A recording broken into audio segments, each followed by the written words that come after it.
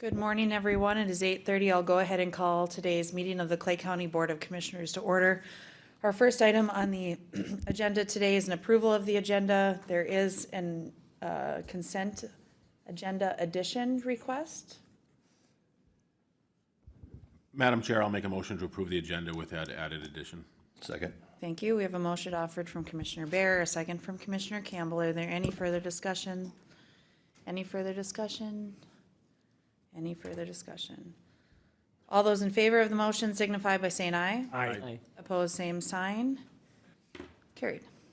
Employee recognitions.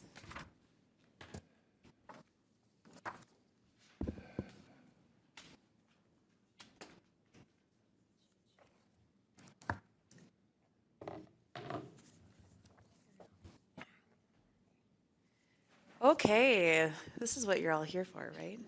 So our first individual that we'd like to recognize today is Catherine Schultz.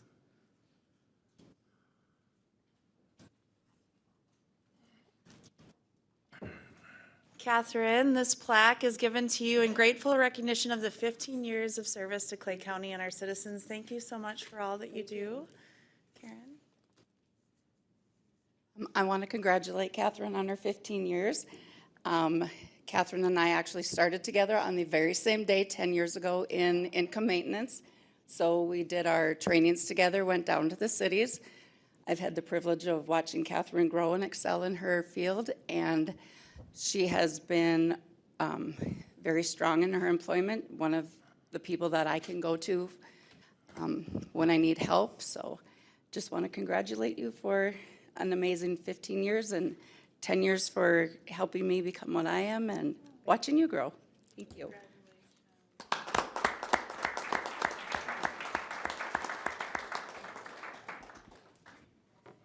Our next individual, Stacy Gullingsrud. Quinn's up here.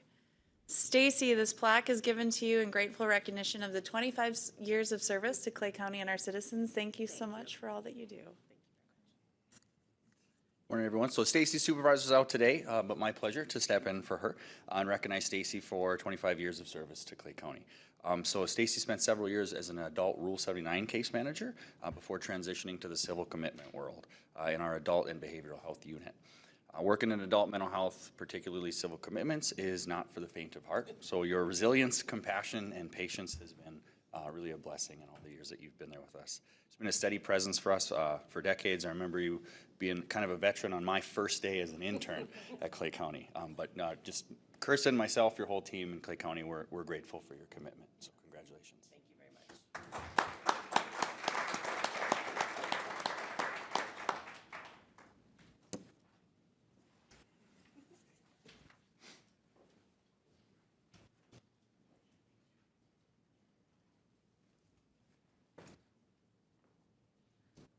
Our next item today would be citizens to be heard. Are there any individuals in the audience wishing to speak on anything not on the agenda?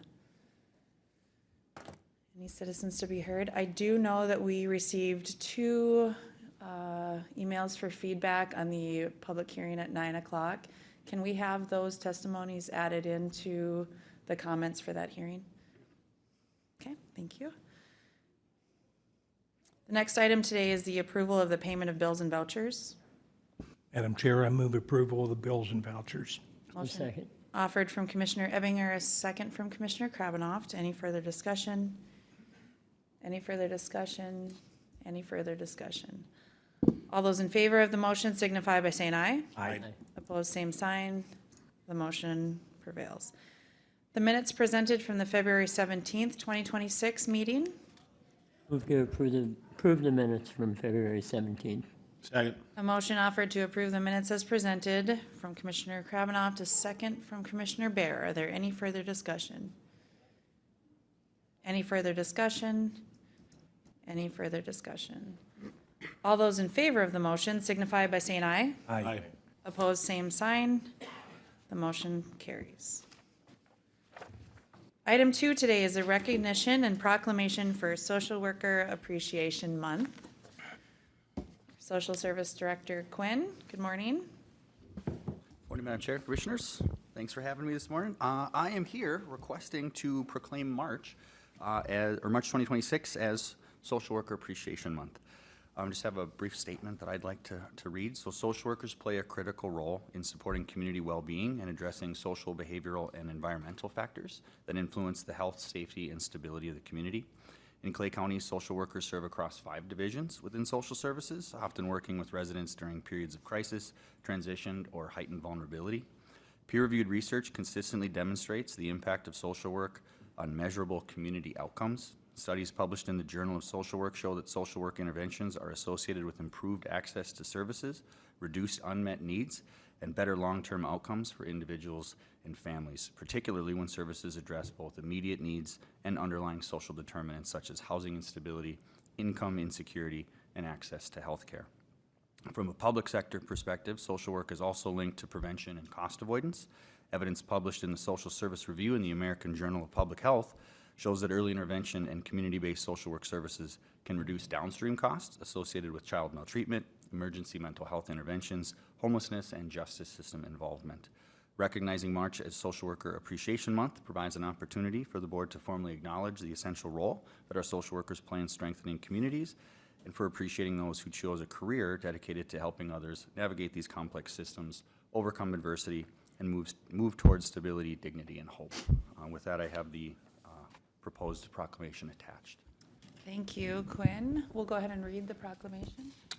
All right. Whereas social workers are dedicated professionals who serve individuals, children, families, and communities by promoting social, emotional, and economic well-being, and Whereas social workers in Clay County provide essential services in areas including child and adult protection, mental health, disability, services, public assistance, programs, housing, stability, and community support systems, and whereas social workers frequently serve individuals and families during times of crisis, uncertainty, and transition, while demonstrating compassion, professionalism, and a strong commitment to ethical practice, and Whereas social workers collaborate with community partners, courts, schools, healthcare providers, and law enforcement to ensure coordinated and elective services for Clay County residents, and Whereas Social Service Appreciation Month is recognized nationally each March is a time to honor the dedication and impact of social workers in strengthening communities and improving lives. Now therefore, be it resolved that the Clay County Board of Commissioners do hereby proclaim March 2026 as Social Worker Appreciation Month and expresses its sincere appreciation and gratitude to all social workers for their service, commitment, and contributions to the well-being of our community. Adopted this the 3rd day of March 2026. Madam Chair, I move the proclamation. Motion offered from Commissioner Campbell to move the proclamation, a second from Commissioner Bear. Discussion? It goes without saying, the words encapsulate it quite well, that our social workers provide an immense value in the work that they do to all folks in the community, and we're really grateful for that. Any further discussion? Any further discussion? All those in favor of the motion signify by saying aye. Aye. Opposed, same sign. Carried. Thank you. Much. Thanks, Quinn. Item 3 is a request approval to replace a solid waste advisory committee member. We have Corey here, as well as Mayor Holte. Good morning, good to see you. Good morning, Madam Chair, Commissioners. Thank you. Our SWAC committee had a longtime member that has stepped down recently, and we were looking for a replacement, so we started doing our search in the Hitterdal-Ulen area, north of Holly area, and Gail came up as one of the candidates, and he has graciously accepted to take the position, assuming you guys will approve him. So I brought him here today for the grilling. So, is there any questions? Thank you, Corey. Well, some of us know you. Gail, would you like to give a synopsis of who you are and why you'd be a great fit? I'm Gail Holte. I live in the city of Hitterdal for 24, maybe 25 years now. I have been currently mayor, I think 24 years now. It's like nobody wants that position, so you know how this is going to be. Russell had this position for, yep, okay. Russell, very nice gentleman, gets me roped into things. I'm happily married, as I have expressed. She's better than me some days, so let's put it that way. I have 2 kids, and hopefully I'll do well on this. We'll see. Any questions? Well, Commissioner Campbell and I serve on SWAC, and one of the great assets to the makeup of that SWAC advisory committee is having voices from folks all over the county, particularly from our smaller cities, and certainly we've utilized partnerships in regards to recycling, but having the voice of your community, but also representing all of Clay County will be quite an asset. Commissioner Campbell and I were at the SWAC committee where you were present last Thursday, and the SWAC committee did provide a recommendation of appointment as well. Any other questions? Wishes? Madam Chair, I'll make a motion to approve Gail Holte as a member of the Solid Waste Advisory Committee. Okay. Second. We have a motion offered from Commissioner Bear, a second from Commissioner Campbell. So is this an open-ended appointment, or do we have, how did Russ just turn 90, 93? How did? You're on it to your dead, but you have to give us a 2-year notice that you're gonna pass away. We kind of informed him that he had to spend like 30 years on there like Russ did.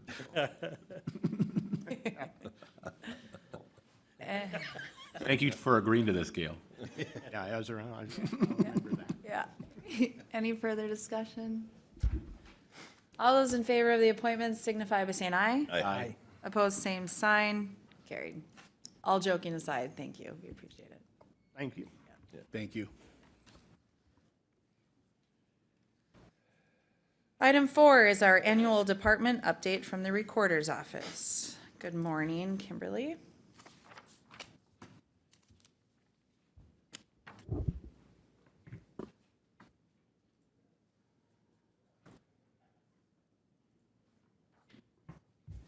Good morning, Chair, Commissioners.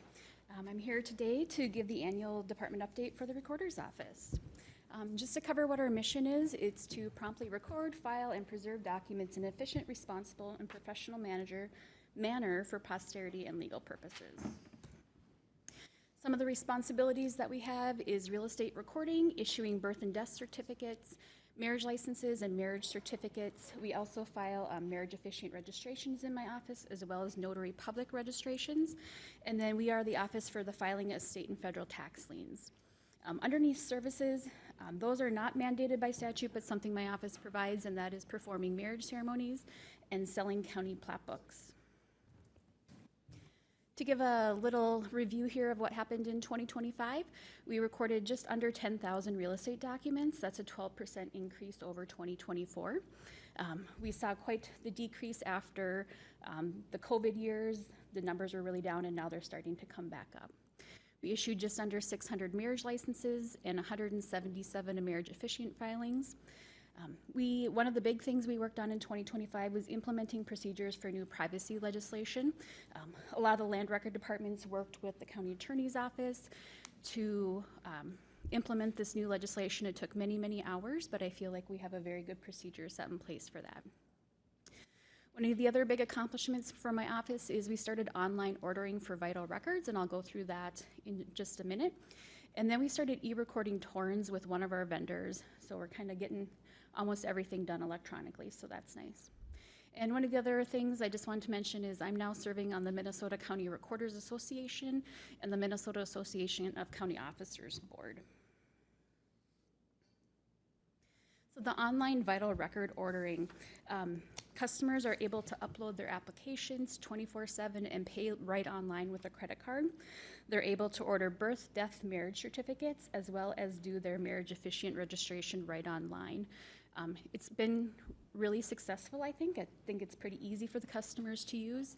Every morning when we come in, we have a request that was put in overnight, so it's helping those people who maybe can't get to our office during those normal business hours. I know I've covered this before, but I want to cover it again. Our office provides property fraud alert. This is something that citizens can sign up for to be notified when something gets recorded by their name in my office. It does not track the property, just their name. And then they get notified when something is recorded. It doesn't stop the recording from happening, but it gives them a timely notification, so if they need to act upon something, they can do it much quicker than finding out years down the road. We just this year in 2026, we're going to be launching Notary Fraud Alert. This is where the notary publics can sign up to receive kind of a similar notification. They would get a listing of where their name shows up in our records. A lot of the fraud that's happening around property records has to do with the notarization part of it. With the technology these days, it's very easy to snip somebody's notary seal and signature off of another document and paste it onto a new document. So this would allow notaries in the county to sign up and get a report of what their name showed up on. We've been indexing notaries on all of our documents since 2025, hoping that maybe if we were to find somebody's notary that was used fraudulently, we could go back and search to see what else their notary shows up on. Deed solicitation scams, just kind of wanting to bring this up too. After recording, often people get mailings that look like they're official, but they're not. They're asking them to pay for a copy of their deed, upwards to $90 to $100 at times. If a landowner ever needs a copy of their deed, my office should be the source for them. There would be little to no charge for that. This is just a company trying to get their money for them. So just wanting to bring that up to people. On March 14th, I will be at the Community Health and Safety Fair in Dilworth. So if people are wanting more information about Property Fraud Alert, I'll be there to help people get signed up for that program. Just kind of an overview of some of our services. So for birth certificates, we're able to issue certified birth certificates to anyone born within the borders of Minnesota. You have to be an authorized requester and have valid ID, and there's a fee of $26 for that service. Same with death records, we're able to issue certified copies for people who passed away statewide after 1997. And you have to be an authorized requester, valid ID, and the fee is $13 for those. And then marriage certificates, we can issue certified copies for couples that applied for their marriage license here in Clay County. Marriage records are very different from birth or death records in that you have to get the copy in the county that the license was applied for in, not even the county you're married in. So the counties in Minnesota have collaborated, and we have a statewide index that's run by the counties, and that's moms.mn.gov. So individuals can search at that website and see what county holds their record.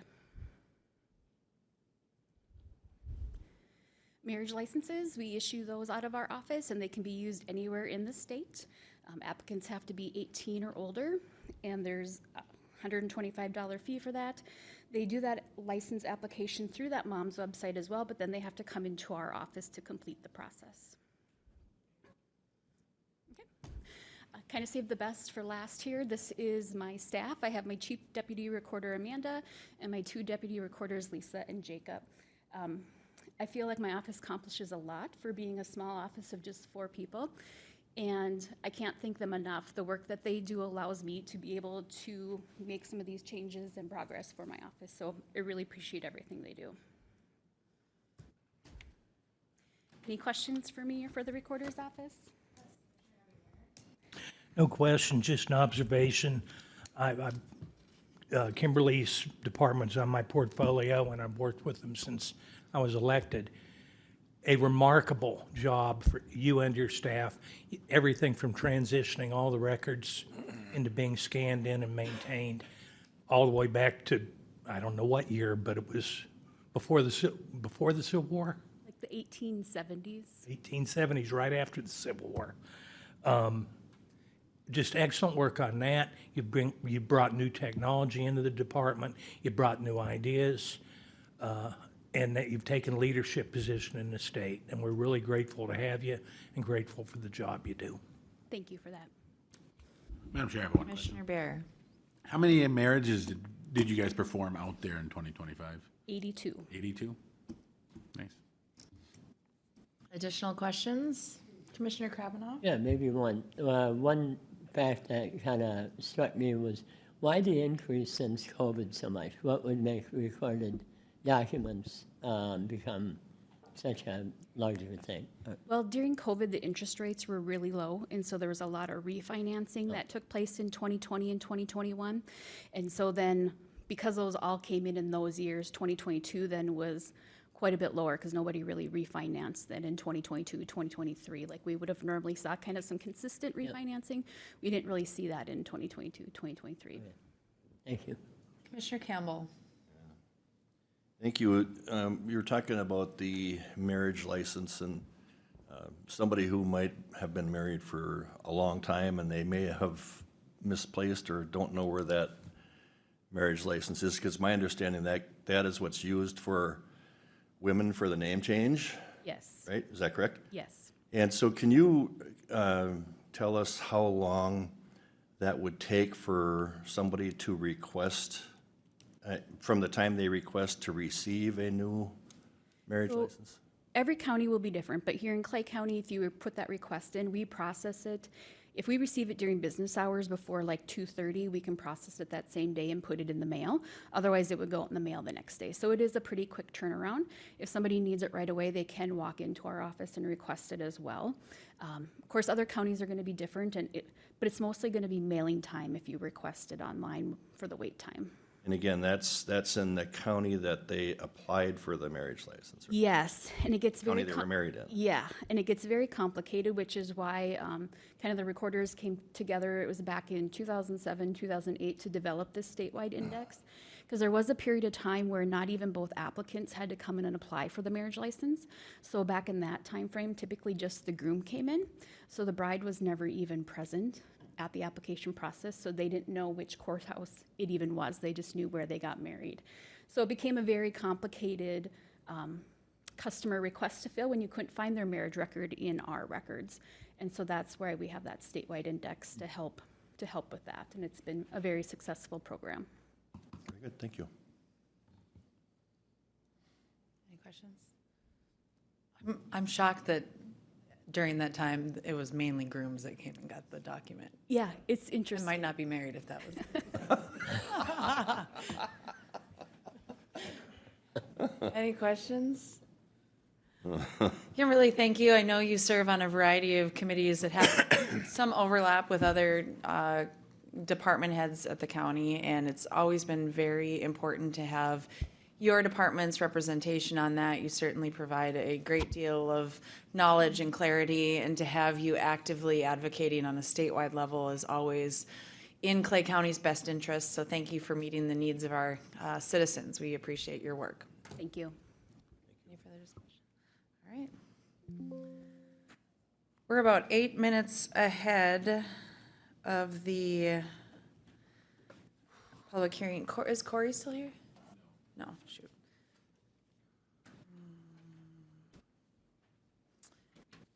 You want to do committee report, Commissioner Ebinger? Thank you. Mine will be short and sweet. Last week on Wednesday, the 25th, I attended the drug court graduation. Had two individuals who had been in the program and completed all the requirements, and their stories were very compelling. And it was good to see the opportunities have been presented to them. Thursday, the 26th, I attended the Diversion Board of Authority. We have we're sort of in beginning that transition. I think Commissioner Campbell probably has a better perspective than me because he's been with it all the way through, but we're starting to get into the maintenance and operation mindset.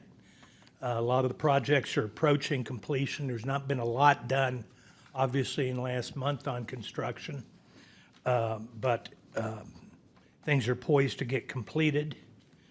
I had the first WIFIA draw on $47.5 million, and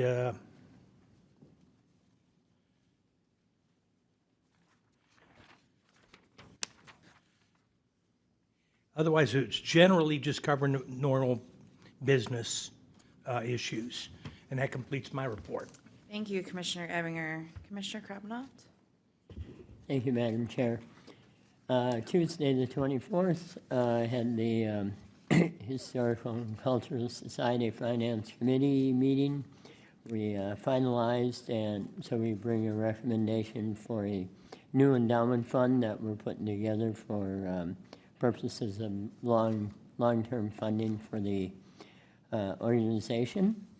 The 25th, I had a non-secure strategy group meeting with Winthrop and Weinstein, our lobbyists.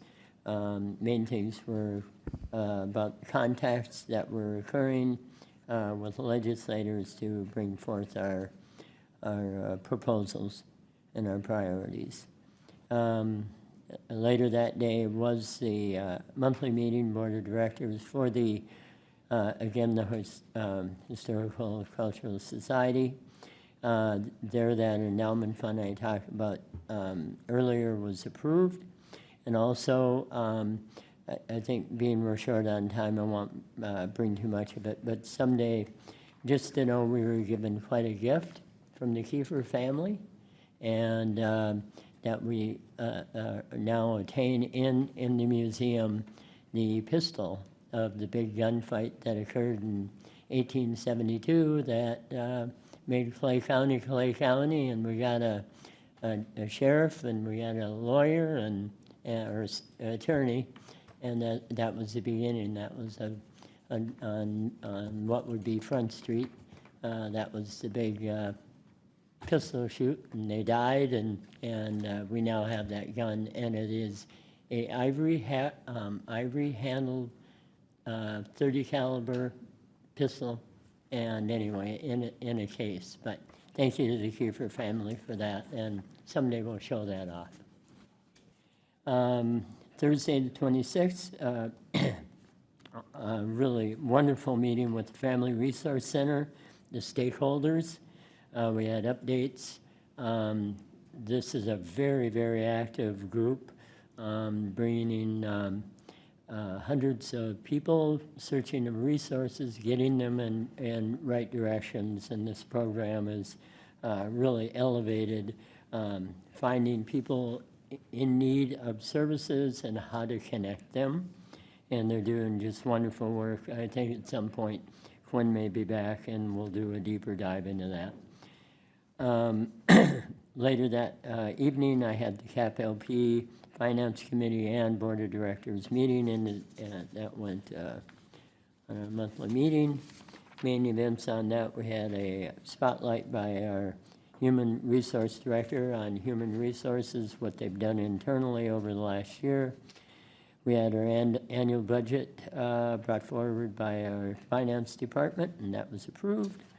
And then a big one for us, we had our 2025 Community Service Block Grant annual report of all the things that really encapsulate all that CAP-LP does, and of which I will be going to Washington, D.C. in 2 weeks to bring forward and make sure we're getting that funding that we need to support the systems of community action partners throughout the United States. That's my, let's see, do I have one more? Oh, then on, excuse me, on Friday I had our small group, PRTF non-secure small group, and mainly talking about on that one more so on reimbursement rates. So that's my report.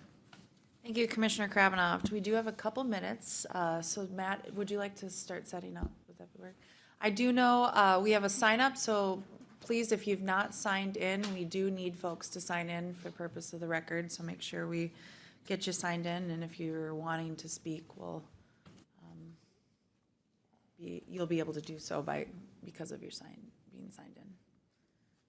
We have a minute, and then we can.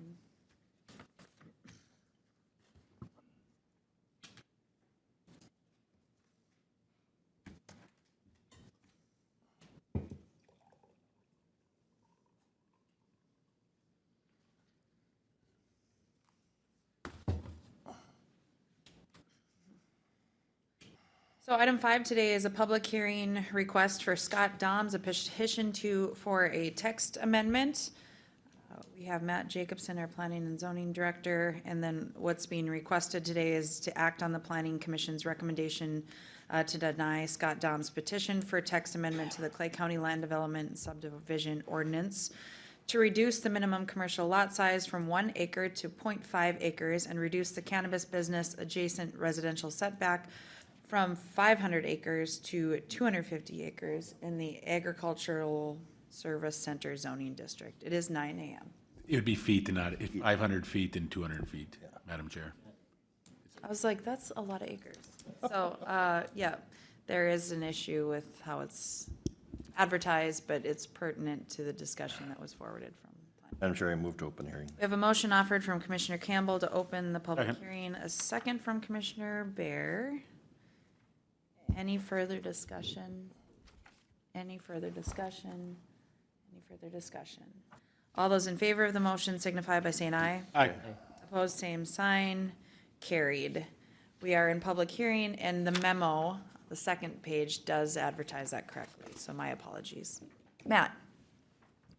Thank you, Madam Chair and Commissioners. Yes, this is a petition for a text amendment to the Clay County Land Development and Subdivision Ordinance.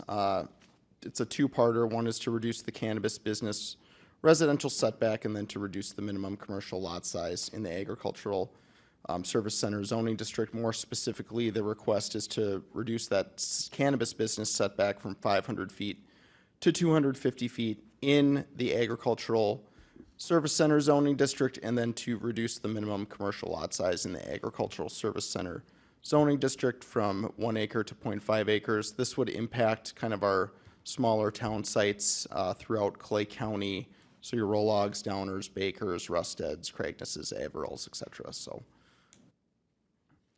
So the petition cites the following as the basis for the request. The first being to improve the feasibility of locating cannabis businesses in this zoning district, to support the reuse of existing or historically developed parcels in this zoning district, and then to align dimensional standards with the historic development patterns of this district. Some background that's pertinent to the Agricultural Service Center zoning district is the Planning Commission did previously, last year, review a text amendment allowing cannabis businesses as a conditional use. Previously, they were only permitted in the highway commercial and limited highway commercial. They recommended denial, and they cited the following findings: just compatibility of cannabis businesses in the Agricultural Service Center areas where residential uses are often in close proximity, potential for nuisance impacts such as traffic, odor, lighting, and security.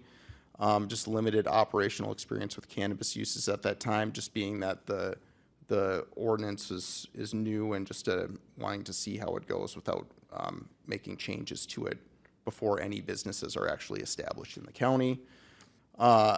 Just a high proportion of these properties within this zoning district would not be eligible due to the setback requirements. And then consistency with the comprehensive plan and the intended role of this zoning district as a rural service center district with significant residential presence. So ultimately, the Board of Commissioners did adopt the amendment to permit as a conditional use, and your findings did include the potential to revitalize and diversify the Ag Service Center economies. Could be considered similar to other conditional uses permitted in this district, such as a bar or a restaurant, commercial entertainment, and then allowing for just adaptive reuse of structures, just having the potential to stimulate economic activity, promote tourism, preserve structures that contribute to the rural character of Clay County. So some background on the Ag Service Center zoning district. It's comprised of those small unincorporated communities. It's to support rural residential, commercial, industrial, and agricultural industry to supplement the ag economy of the county. The commercial and industrial uses because these are primary residential, must be located and designed so they did not create a nuisance or trespass concerns for nearby residential uses. For cannabis use standards, so looking at that specifically, that 500-foot setback, they're subject to these use standards, and the intent of them is to mitigate land use conflicts and off-site impacts. The current standards require a 500-foot setback. You adopted a 500-foot residential setback to limit impacts to nearby residential uses.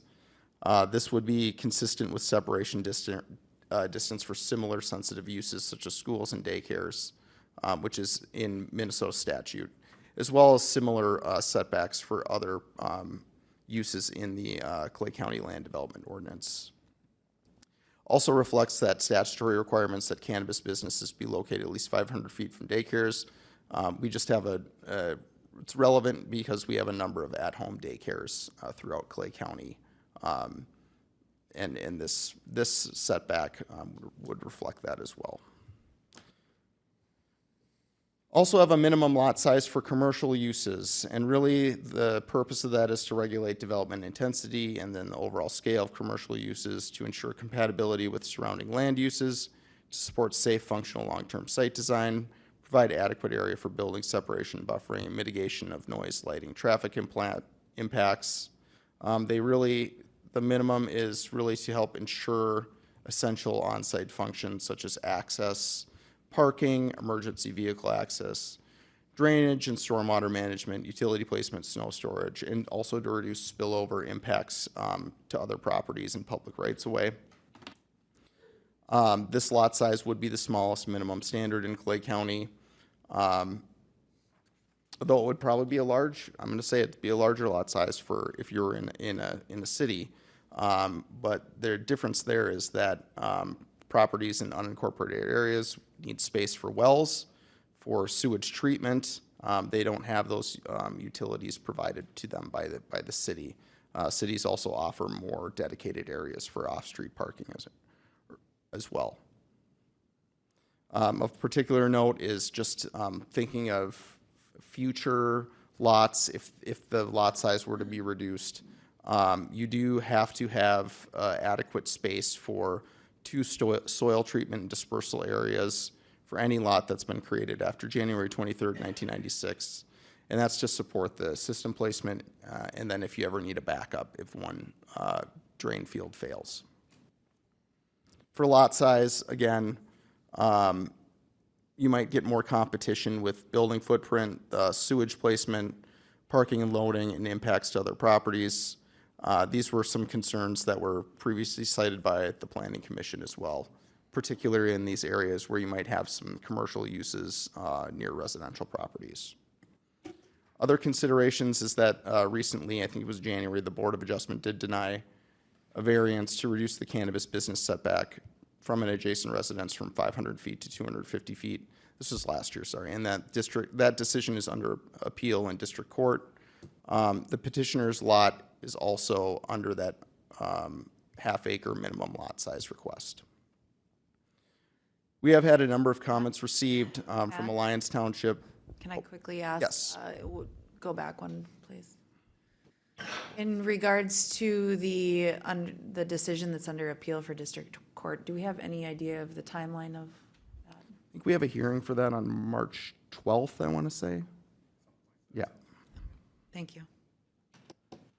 But a decision after that could be up to 6 months. So we have received comments from Alliance Township opposing, Goose Prairie, Cragness as well. We've also received letters of opposition from several Clay County residents. So I believe you received a couple as well, and you should have those. How this relates to our comprehensive and transportation plan goals and objectives, we have a goal to encourage commercial and industrial development that is in harmony with the ag and rural character of Clay County, and an objective to avoid or mitigate against commercial and industrial development that increases potential for land use conflicts with rural residential and ag uses. Because this petition would, request is to reduce that setback from 500 feet to 250 feet and change the minimum lot size, reduce that to 0.5 acres. They would increase the number of parcels that would be in this zoning district that would be eligible for commercial cannabis development, as well as any other commercial uses as well, because the minimum lot size is not just for cannabis, it would be for other commercial uses as well. They may improve development feasibility, but also could increase potential for land use conflicts just with the number of these town sites that are predominantly residential in character. And our comprehensive plan does specifically call for avoiding or mitigating these development patterns that increase land use conflicts with rural, residential, or agricultural uses. And that reducing those setbacks may shift that balance away from avoidance and more reliance on site-specific mitigation measures. And you might want to consider whether these tools are sufficient to prevent these potential land use conflicts. We also have a goal to ensure affordable, efficient, safe, and environmentally sound individual and community wastewater management for the benefit of Clay County property owners. And that's one of the main reasons why minimum lot sizes in unincorporated Clay County exist. Reducing that minimum commercial lot size could limit system design flexibility for sewage treatment systems. Larger minimum lot sizes really function as a preventative measure to support long-term environmentally sound wastewater management. As for a recommendation, the Planning Commission did make a unanimous recommendation to deny the petition based on the findings of fact and order, which you all have in your packet as well. Any questions? Sorry, we got a notification that our internet is down, so I wanted to ensure that it's still being broadcast, so that's why he ran out quick, but it looks like we're still on. Any questions for Matt? I might have some, I just want to hear from the There's some others to have time for that. I should note, Madam Chair, that the petitioner is with us today, so. Thank you. I see Mr. DAHMS. I also see the chair of our planning commission. We have another, Commissioner Steichen is here as well, so. Would the applicant like to speak? Come up, introduce yourself.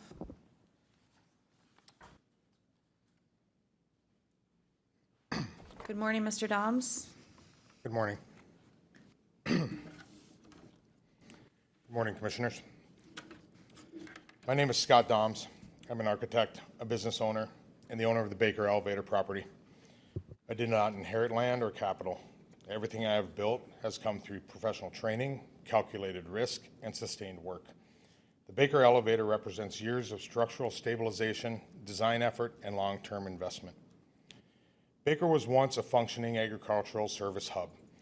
The elevator and rail infrastructure were central to why the town developed where it did. Over time, that commercial base declined. Today, meaningful reinvestment is limited. New construction is rare. Most activity consists of extending the life of aging structures a few more years. Without viable commercial pathways, legacy infrastructure like the elevator simply deteriorates.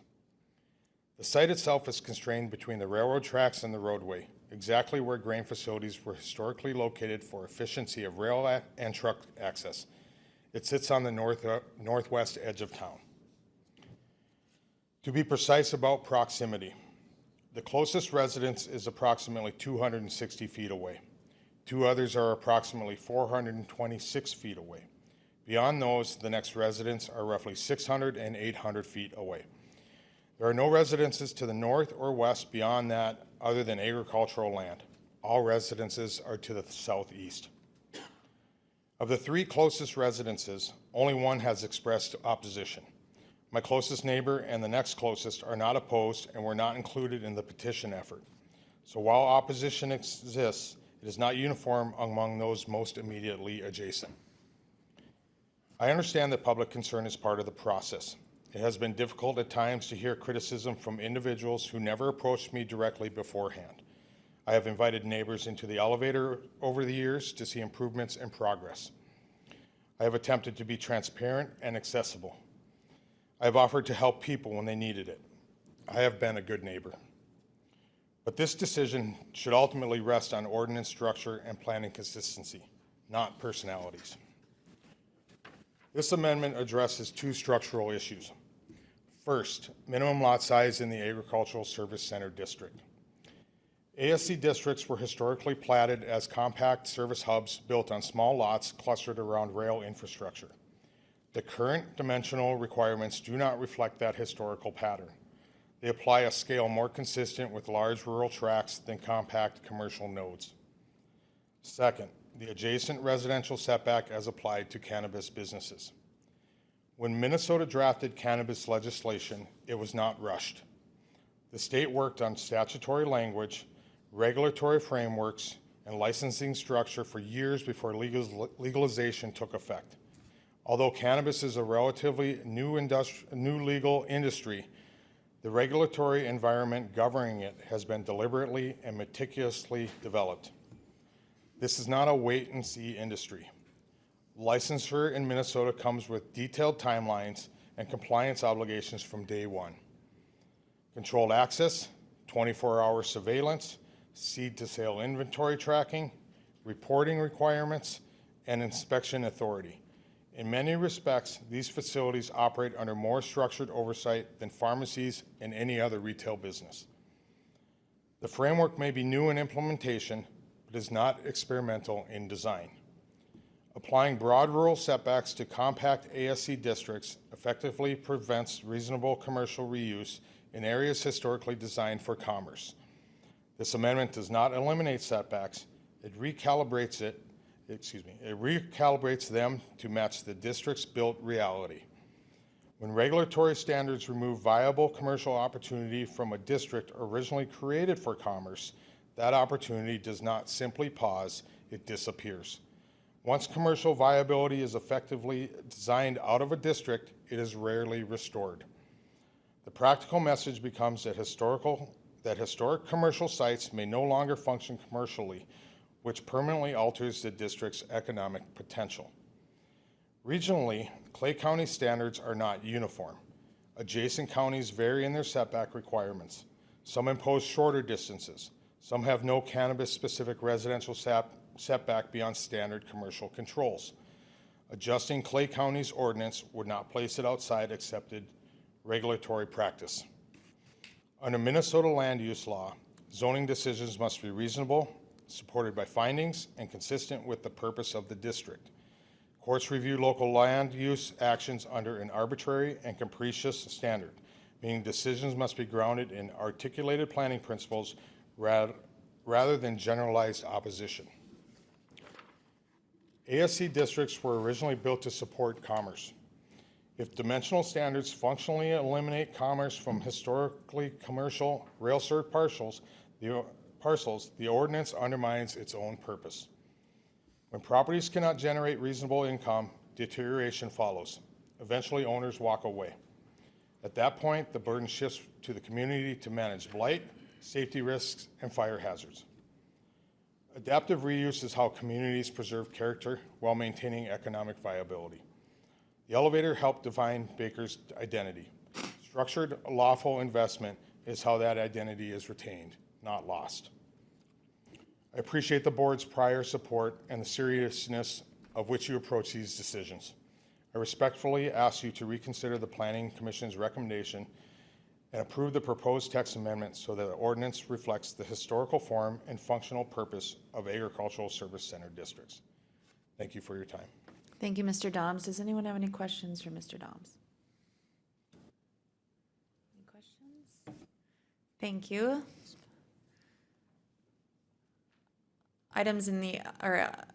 Individuals in the audience, you now have the opportunity to provide testimony if you so wish. Make sure you're signed in. Comments will be limited to 3 minutes, and please direct questions to the board as a whole.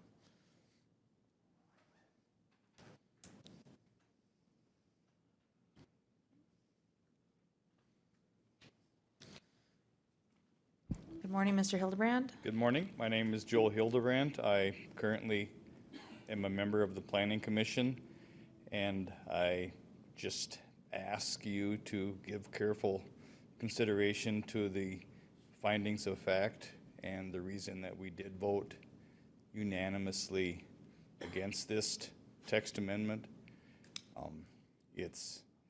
There is, and as Mr. DAHMS had said, the qualifying reason for denying or approving something shouldn't be opposition or verbalization. But the fact is, there is, other than the applicant, there is little to no support for this. And with today's standards, There, again, unincorporated town. I have serious, personally, environmental concerns. If this text amendment allows, where do you put the septic system? Where do you do the well? There just isn't room environmentally. And another issue for the commission was there is no on-site parking. It would all be public. Thank you. Thank you. Mr. Hildebrandt, can you state your address too for the record? I neglected to say that. My address is 28953 15th Avenue North, Hawley, Minnesota. Thank you. Otherwise known as West Becker. I know. That was a low blow. Any other individuals?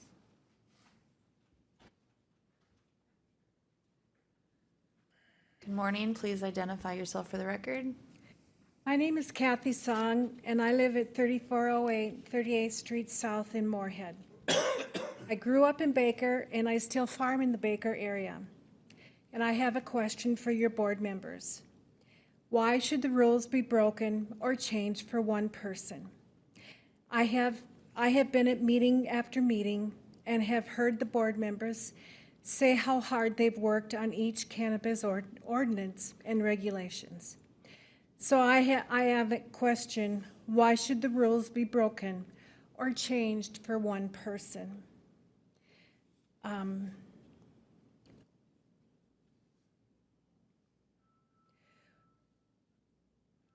Or for a city that doesn't want this business? I just don't understand how many times this is going to we are going to have to come and fight for this. First, I want to say the Clay County law enforcement is the best and is second to none. My next concern is law enforcement. I have heard that Mr. DAHMS say that if he should come and get this permit, he would like to have his customers consume in this place of business. If this should happen, or if his customers should partake in his parking lot, does that make Mr. DAHMS responsible if he had an accident happen, or any kind of accident in the city of Baker or on the highway? Law enforcement has all of Clay County to patrol. Before I moved to Moorhead, I lived 1.5 miles out of Baker. I had to call 911 on January 1st, 2025. It took law enforcement 20 minutes to get to my house, if not more. As I listened and watched my husband gasp for air and fight for his life, every second it seemed like hours. What I'm trying to say is law enforcement and the ambulance can take to get to Baker in seconds when it is needed. It just doesn't work that way. I want you, the board, and Mr. DAHMS to know that this is getting very old, but we as a community are willing to fight this until the end. We do not want this. It is not safe for our community. Thank you. Thank you for your time. Thank you. Next individual wishing to speak. Please identify yourself and your address for the board, please. Hi, my name is Richard Donovan. I reside at 12219 119th Street South in Baker. I've lived in Baker now for over 15 years. People move to a small community or a small town or out in the country to get away from stuff like this. We have personally talked to 95% of the people right in Baker and actually only run into one person that didn't have an opinion either way or just didn't want to get involved. We've talked to others in the surrounding community and only ran into one person that didn't have an opinion either way. All the rest of the people that we have talked to are opposed to this. As you can see, there's a few of them here today.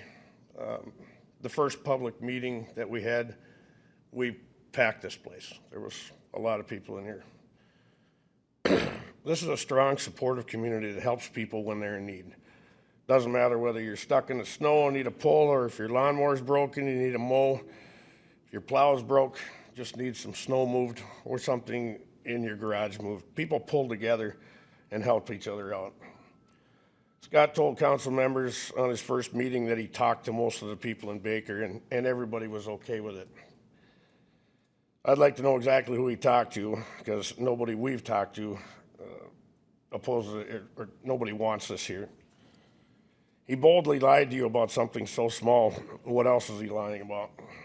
People in Baker didn't move here because there was a pot dispensary, a bar, a C-store. Most of the people moved to Baker because there was none of that here. We don't want it. Scott has this elevator listed for sale.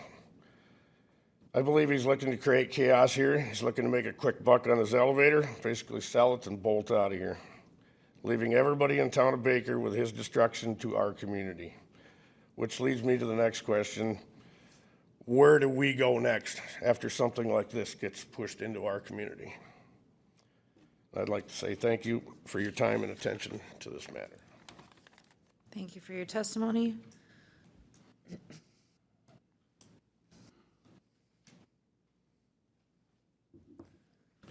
Please. Hi there.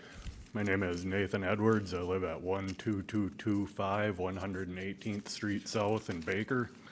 I wrote a few things down here. I live in Baker and I oppose this. Having a cannabis business in Baker would be harmful to the peace and safety of Baker. In addition to issues like increased noise, traffic, and crime, and a general disruption to our way of life, we'll likely see drastic increases to homeowners' insurance rates, as well as lower property values. From what I have heard and read, I believe that the initial approval was based off of his claim that the community supported this idea. In fact, the truth is quite the opposite, and had that been known at the time of the approval request, I believe the answer would have likely been denial, as it should be at this time. Thank you. Thank you.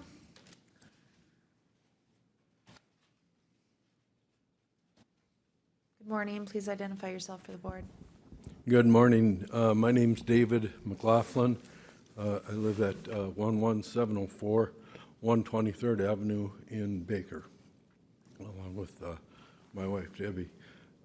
Our property is one of the properties that falls within the 500 feet setback requirement, and I have some real concerns about Scott's request for reduction in lot size and setback requirements. First and foremost would be that we don't have, it's a gravel road. We don't, during the spring and fall, we have a lot of agricultural traffic on that road, which, the county does a fairly good job of maintaining it, but you put a commercial business in there with traffic going up and down that every day, that's certainly going to be a concern. Scott did mention that he's been in Baker since 2017 and that he felt he's been a good neighbor. I would tell you that I have had good relationships with Scott in the past, but I can't support this this plan that he has. As recent as within the last 2 weeks, there's been a news story where Scott was interviewed, and when asked whether or not he was still planning a cannabis business, he said, probably not. I've got something even crazier in mind. But he hasn't shared with the community what that is. I can tell you that being a neighbor, we don't want cannabis and we don't want crazy. Thank you. Thank you. Additional feedback. Are there any members of the public? Good morning. Please identify yourself for the board. Yes, my name's Shane Stephen Thompson. Address is actually Moorhead, 2752, 26 Circle Street South. Been there only 38 years now, so but I grew up less than a mile away, and you could see it plain as day from my yard ever since I grew up. And, the businesses or the building is very historic since I started delivering grain there when I was 14 or 15, but that was too long ago for me to actually remember with a single axe truck. So it is very historic. But once again, I just have to ditto everything that was already said because we're all locals. We take care of each other the best that we can since police force isn't down there. And like was said earlier, it does take up to a half an hour for anybody to even show up. And I just had one of them issues myself just this fall before I started combining corn. There was a vehicle parked in my approach less than a mile away, and all of a sudden, 4 sheriff's cars, 3 highway patrols, and a tow truck pulled in because they were looking for that person of interest that I caught. And we do police our own neighborhoods and stuff out there, and so we do take care of the best is what we try to do in that neighborhood. And once again, the railroad tracks have never been brought up either on this property. They're just way too close to the business that I don't even know how it could exist with all the, grain properties going through there, heading west out to Castleton for the crush plant and the ethanol plant out there. So a lot of it comes through Baker. And some of his Airbnb customers have been seen in the middle of the night out on Highway 52, but once again, the sheriff didn't get there in time. They got back in the building before he showed up, and he was very not well dressed, the person that was out there, and very stumbly. So a lot of stuff going on, and and once again, I'm gonna reiterate my great-great-grandpa from 1887, and great-grandpa and grandpa and their wives, my grandmas, are still coming to me saying no. And because when he started there, it was just open fields and a few roads, so it turned out like that. So appreciate all the consideration and everything else that was said from the Baker community, because we're definitely on board for negative on this, approval. So I appreciate it. Thank you, guys. Thank you for your testimony. Additional feedback? Good morning. Please identify yourself for the board. Good morning, Board. Randy Affield. I reside at 11779 Highway 52, south Baker, Minnesota. And like most of the community, I'm opposed to this. And I'm sure the county-wide as well. I think you've already had some comments from Elkton Township, Goose Prairie, and I think there was another one. But at any rate, I think the biggest concern is the lack of little to no law enforcement, and that's not a dig on the sheriff's department. Mark and his team do a great job, but it's a huge county. They just don't have time. The community of Baker, the infrastructure is not adequate to accept this extra traffic workload. And I believe you guys have already pretty much nailed this down with a comprehensive plan from over 20 years ago. And then the cannabis ordinance that you created that was less than 2 years ago. I assume that our elected officials are doing their due diligence and giving this a lot of careful consideration when they're developing these plans and ordinances. One of the things I'd like to really paraphrase out of the comprehensive plan for the economic development, goal number 1 is to encourage value added to agricultural industries. And number 2 is to encourage the same that is ancillary to agricultural uses and or supports the ag community. All other uses shall be prohibited. I think that's key. You need to know what the use of this business is going to be, and make sure it fits within the comprehensive plan and the cannabis ordinance. So I respectfully request that you deny this. Thank you for your time. Thank you for your feedback. Additional testimony.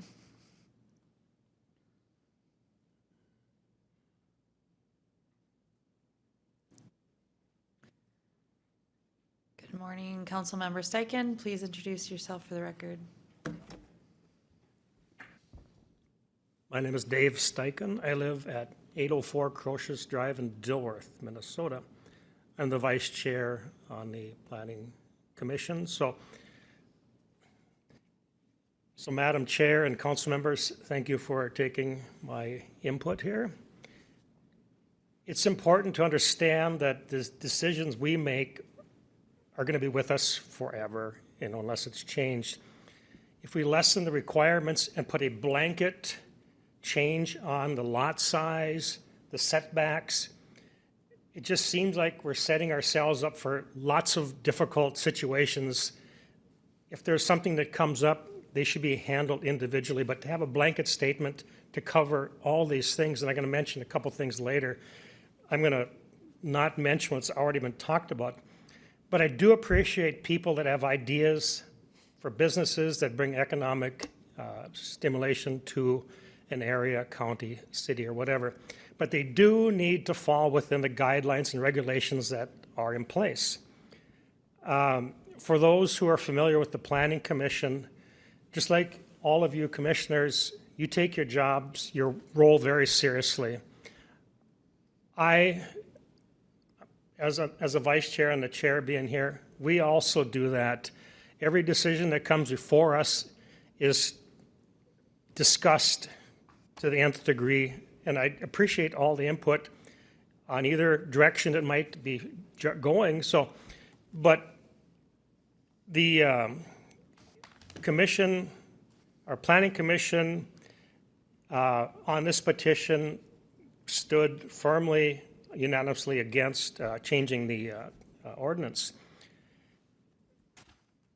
We've had multiple meetings in the past with an SRF consulting group from Fargo, many meetings, and they worked with us on each individual, went line by line on the ordinances in the county. And this came up, there was public input opportunities, and it was available. And we all felt very comfortable with the decisions that we chose and you and the Board of Commissioners adopted. I know there's valid reasons for making a change, but this blanket statement really, I really have a problem with it. I know the elevator was there years ago, but it ceased to be a business elevator for years, and that cessation of business happened long before a lot of the residents of Baker moved there. They didn't move there with the intent of some big business operating there. But the setback requirements, it does fall within the Minnesota State Statute Chapter 342 for schools and businesses. There are neighboring counties that have lesser requirements, and there are neighboring counties that have exactly the same requirements that has been adopted in Clay County. With the business being close proximity to residential area, houses, there's always the input, like the presentation talked about, traffic, odor, lighting, and security. As far as the lot size, one thing that really stands out for me, like Mr. Jacobson said, in the rural, they rely on wells and septic systems.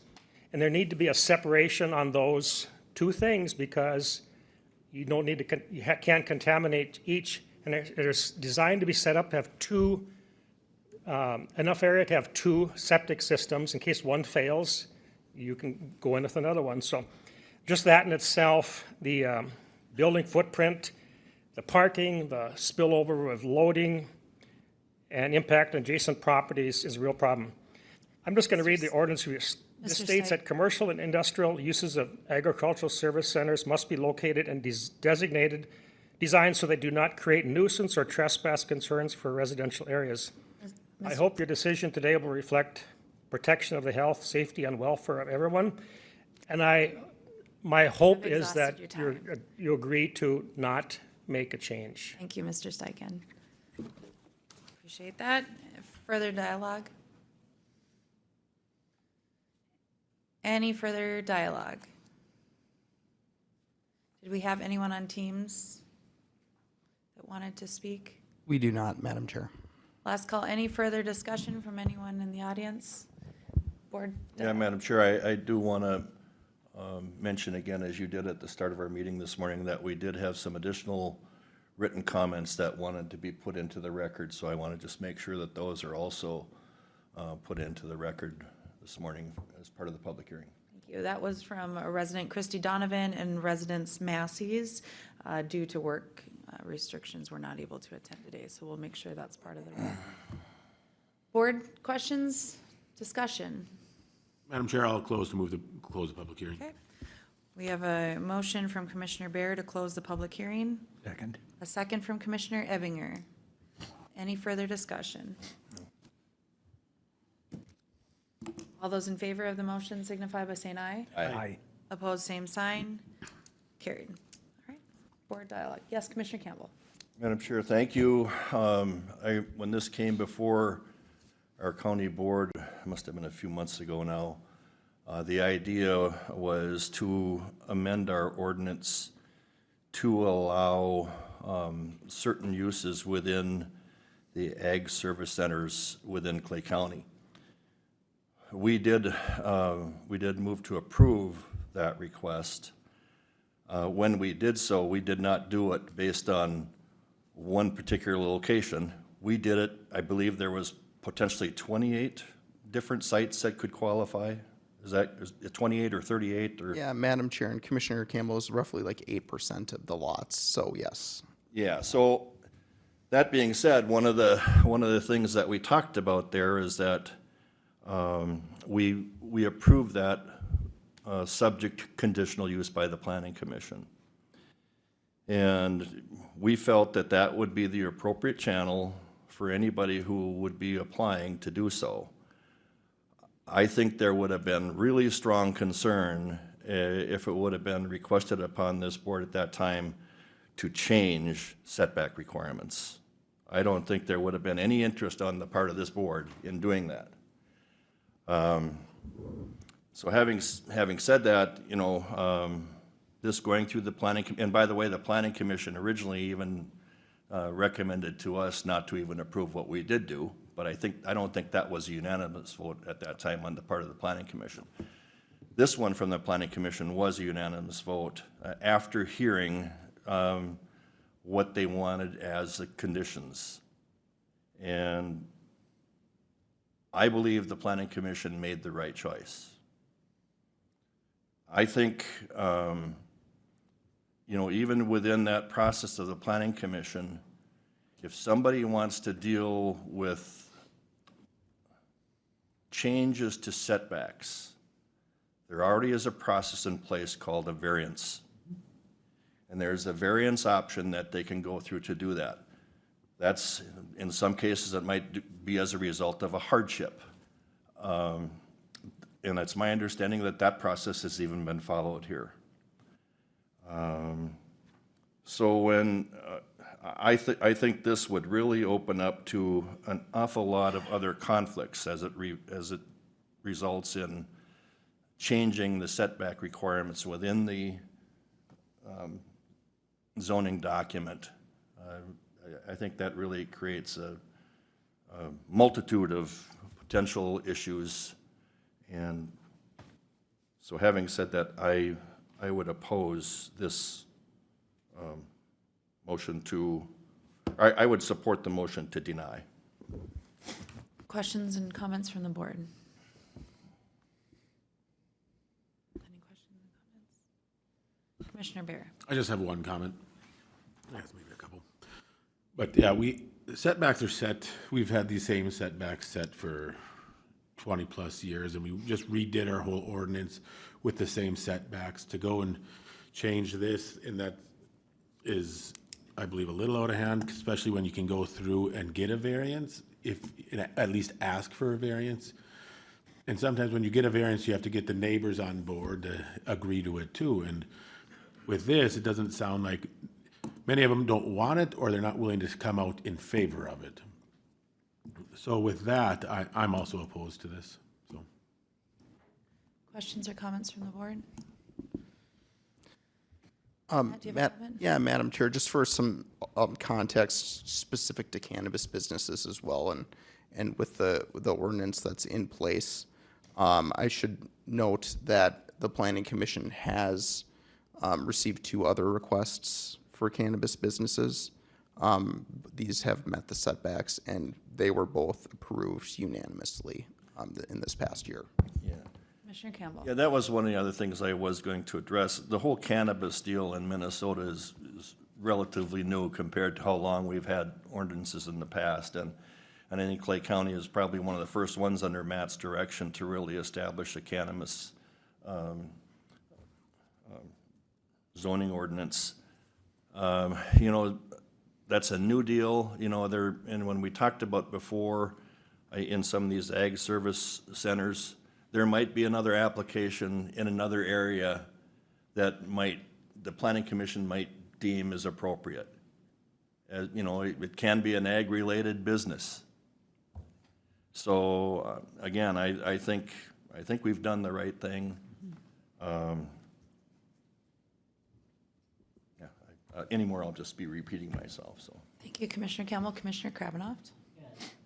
Yeah, thank you for your added comments, Matt.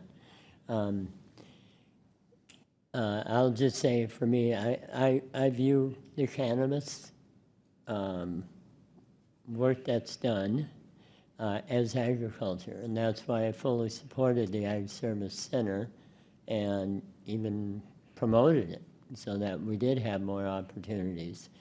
Mr. Dobbs, in his very first time coming here, talked about fairness, and that was one of the things that led to me voting for the ag service areas and broadening the scope of how it's just not limited commercial zoning space. However, when we set up this cannabis ordinance, we spent plenty of time about distances from residential areas, distances from schools, daycares, all that was addressed. And for myself, I have no time, I guess, in wanting to reduce those limits. So I have nothing against the businesses at all. In fact, as I think it's opportunity for many. It's a law that we have in the state that allows this production of these products or the manufacturing of. So with that, I will also be in support of denying. Commissioner Ebinger? Thank you, Madam Chair. This was not a decision that the Planning Commission did without going to the effort of substantiating what the reasoning was. And there are so many, there are standards that, there are purposes for having standards. And I think there's been substantial effort to show that the circumstances of this intended business is going to create an environment in which the reasoning for the standards that are in place is supported. That was a little obtuse, but the rules have a purpose, and the purpose is to avoid the things that are going to happen if this business is allowed to develop. This is not about cannabis. I think it's about the use of property and the input from the public. And there's been a huge input from the public on this. And people have a right to voice their concerns, especially when it's substantiated. When you read the finding of facts on this, it's substantiated by the evidence and the environment that's there. Having said all that, I'd like to make a motion to deny the proposed amendment based on the Planning Commission recommendations for denial and the findings of facts. Okay, we have a motion offered to deny the request from Commissioner Ebinger, a second from Commissioner Bear. I would like quickly, Matt, if you could highlight the findings of facts pieces. Our Planning Commission Chair did talk a little bit about that, but I think for the public's understanding and given the fact that the applicant wanted decisions to be articulated in planning principles, I think those are important pieces to make sure in the record for this.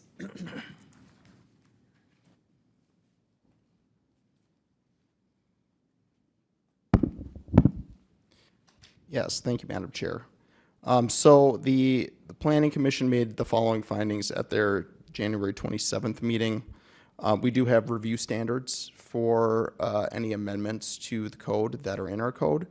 One is looking at the burden on public utilities, and in that the Planning Commission found that reducing the minimum commercial lot size from 1 acre to 0.5 acres in an unsewered rural district will increase the likelihood that some parcels will have insufficient area to accommodate compliant on-site sewage treatment systems, including required replacement areas, as well as adequate parking, loading, stormwater management, and snow storage. Staff found many existing substandard lots in these districts are not able to meet these standards, could not be addressed through conditional use permit conditions. Smaller lot sizes would also constrain emergency vehicle access and on-site circulation.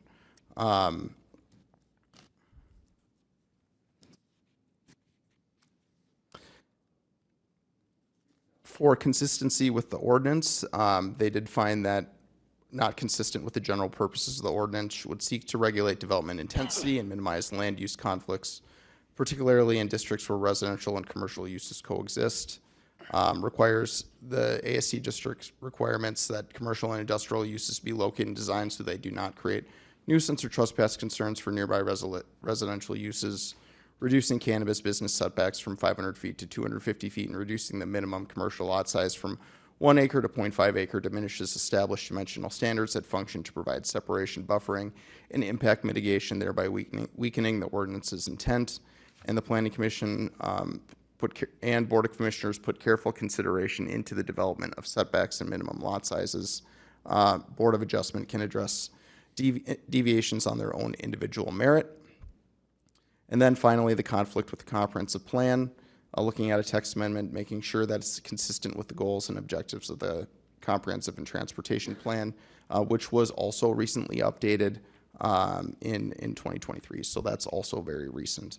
And the Planning Commission in that case found that the amendments are not consistent with the Clay County Comprehensive and Transportation Plan, which emphasizes avoiding or mitigating commercial and industrial development that increases the potential for land use conflicts with rural residential areas where children may frequent, or agricultural uses, and ensuring environmentally sound wastewater management. And then the reduction in the residential setback distances increases proximity of cannabis business to rural dwellings, and the reduction in minimum lot size introduces greater uncertainty regarding long-term on-site wastewater functionality in unsewered areas. And then taken together, these amendments will increase conflict potential and undermine plan objectives related to rural compatibility and environmental health protection. So those were the findings of the Planning Commission. Thank you, Mr. Jacobson. Any further discussion? Any further discussion? Sarah, can we have a roll call vote, please? Commissioner Ebinger? Aye. Commissioner Krabenhoft? Aye. Commissioner Mongeau? Aye. Commissioner Campbell? Aye. Commissioner Bear? Thank you. The motion to deny passes unanimously. Thank you, Mr. Chair. Or thank you, Mr. Chair, Matt Jacobson. Thank you. Thank you. We will take a 5-minute break and then we'll have your presentation. Thank you.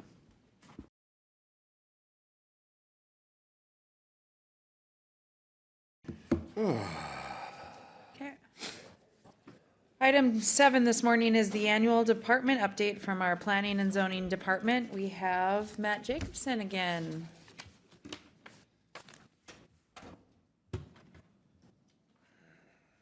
Good morning. Good morning, Madam Chair and Commissioners. Thank you for having me for my department update. I'm going to start off just by walking through the mission statement of the Clay County Planning and Zoning Department. The mission of the Clay County Planning Office is to promote the public health, safety, and general welfare of county citizens through the development, implementation, and administration of appropriate planning, zoning, and subdivision regulations which follow applicable state and federal laws and the Clay County Comprehensive Plan.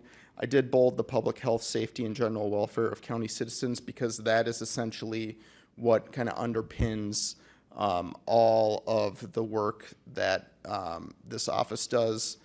It is the basis for all decisions by the Planning Commission and Board of Adjustment is to take that into consideration. From our county comprehensive plan, we also have this following vision statement. Clay County values its existing rural and agricultural character while ensuring a thoughtful and balanced approach to growth and development in the years to come.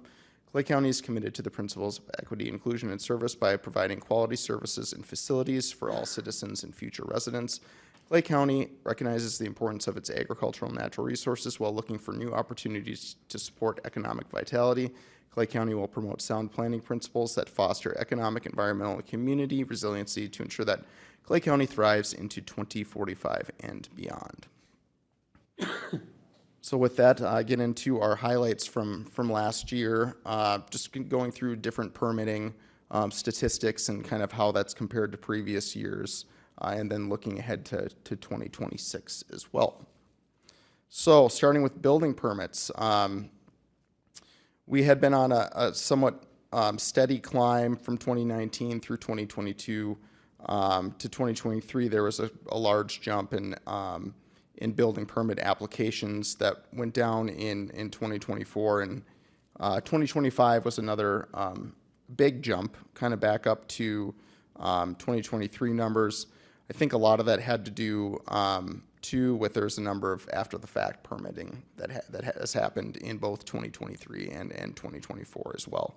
And so you can kind of take a look around the county where this is happening. I think I want to back up here one thing I do want to note is just with new construction for residential. That's something that I think has been really strong in rural Clay County and unincorporated Clay County. Again, we had another great year last year with 35 new applications for new homes. I think folks recognize that Clay County is a really great place to live, just due to services, infrastructure, just the scenic beauty of the county, especially, and also with our regulations being different than across the river in Cass County, where we do allow for a little more flexibility with residential density. That was initiated by this board long ago to ensure that folks who, as Commissioner Campbell likes to mention, making sure that families can live close together after they've gone away, and they can come back and live close to where they grow up. Madam Chair, I have one question on Yes, that. Commissioner Bear. The 35 is that additions onto houses, or is that completely all brand new? Brand new. Brand new. Yep. Can I, Commissioner Campbell. just a follow-up to that, so of those 35, how many of those are like standalone new construction versus maybe being within an approved development? Do we know what that is? I could get that number for you from like a new subdivision. Yeah. Yeah. It Yep. just might be interesting to know that. Yep. I could certainly find that information out for you. Thank you.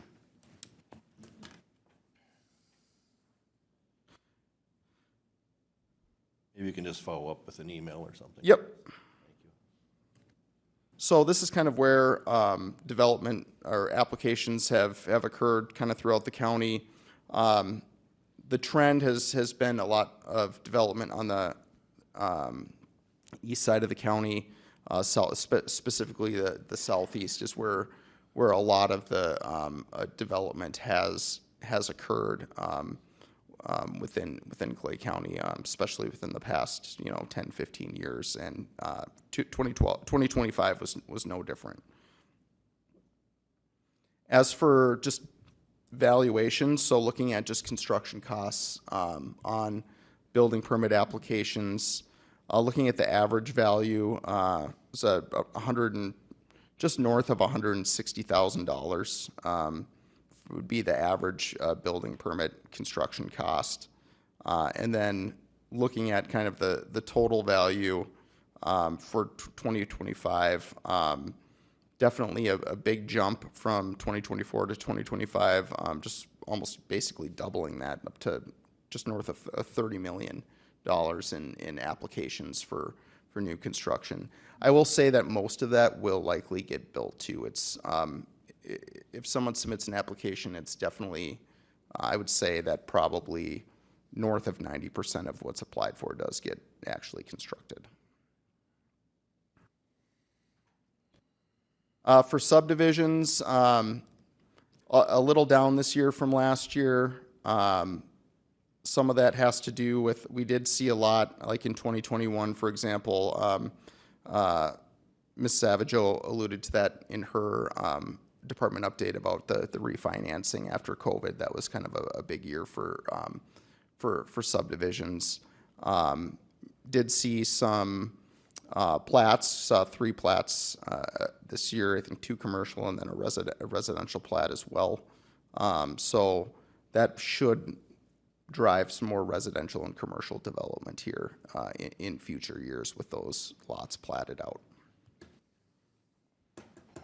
As far as use trends, so interim use permits and conditional use permits, pretty similar to the previous 2 years, maybe up just a little bit.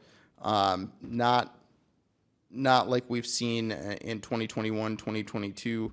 In those years, we did see a lot of new permit applications and then also renewals for gravel pits. I think a lot of that was driven by the diversion construction, Amazon as well. And so that's those permitting has been down a little bit, but still higher than or on par with the earlier or 2015 to 2020. And then in terms of the industry, most of our use permits are for industrial uses, and then followed by commercial uses as well. Those are kind of the top 2 industries, and breaking that down even further. So for industrial, looking at gravel mines, new and expansion, asphalt batch plants, concrete plants, and then on the commercial side, community solar gardens, and then commercial storage as well. Those have kind of been the bigger industry or use specific permits that have been issued. You can kind of see in that where those have occurred, pretty uniform throughout the county. For variance requests, those have been down compared to previous years, and we only saw, I think, 10 variance requests this year, the Board of Adjustment.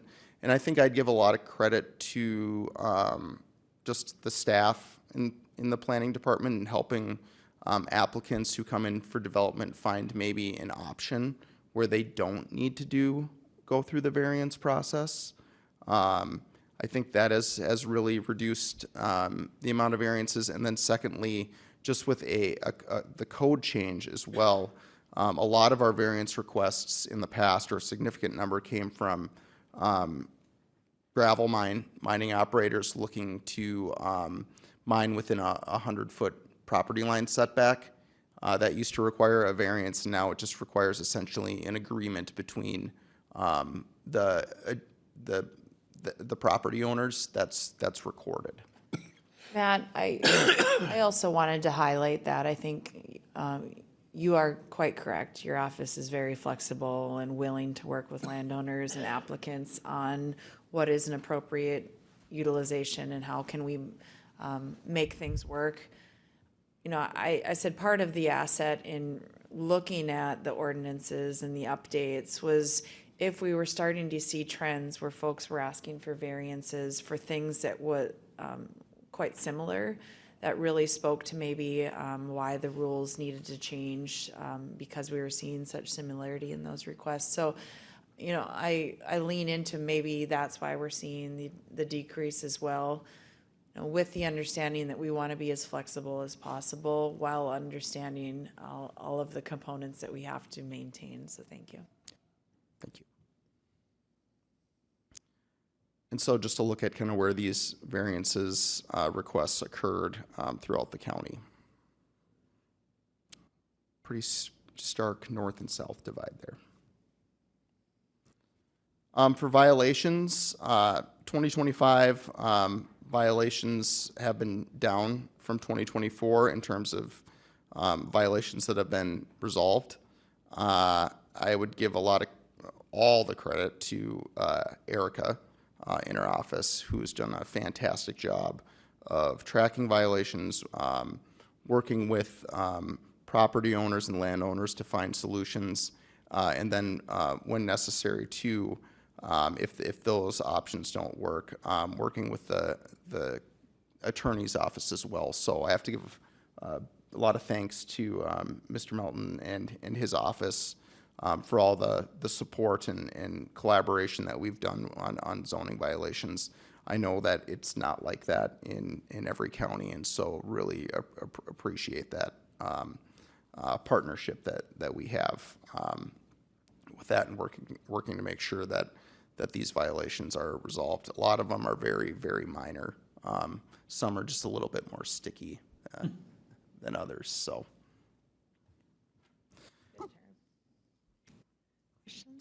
Gravel tax. So in 2025, our gravel tax revenues were up a bit from 2024, a little over $10,000. And I think, this past year, haulers have been submitting their daily haul sheets with their gravel tax payments and their gravel tax reports. And then I also do want to give credit to Rita as well, because Rita is the one who receives these reports, and we've changed the way that it's reported a little bit, so we can specifically know what pit is being reported out of, as opposed to just kind of a general township section range. We actually have a parcel, and so that was not done in the past. And so it makes tracking gravel tax a lot easier. And then if there are some issues or discrepancies, it makes it a lot easier for us to go out and do some spot checks and take a look as well, when we know exactly what pits are reporting their materials. It will be fascinating to see the 2026 number as well, understanding that a large amount of material is coming out of those pits for the big North Dakota project. Yep.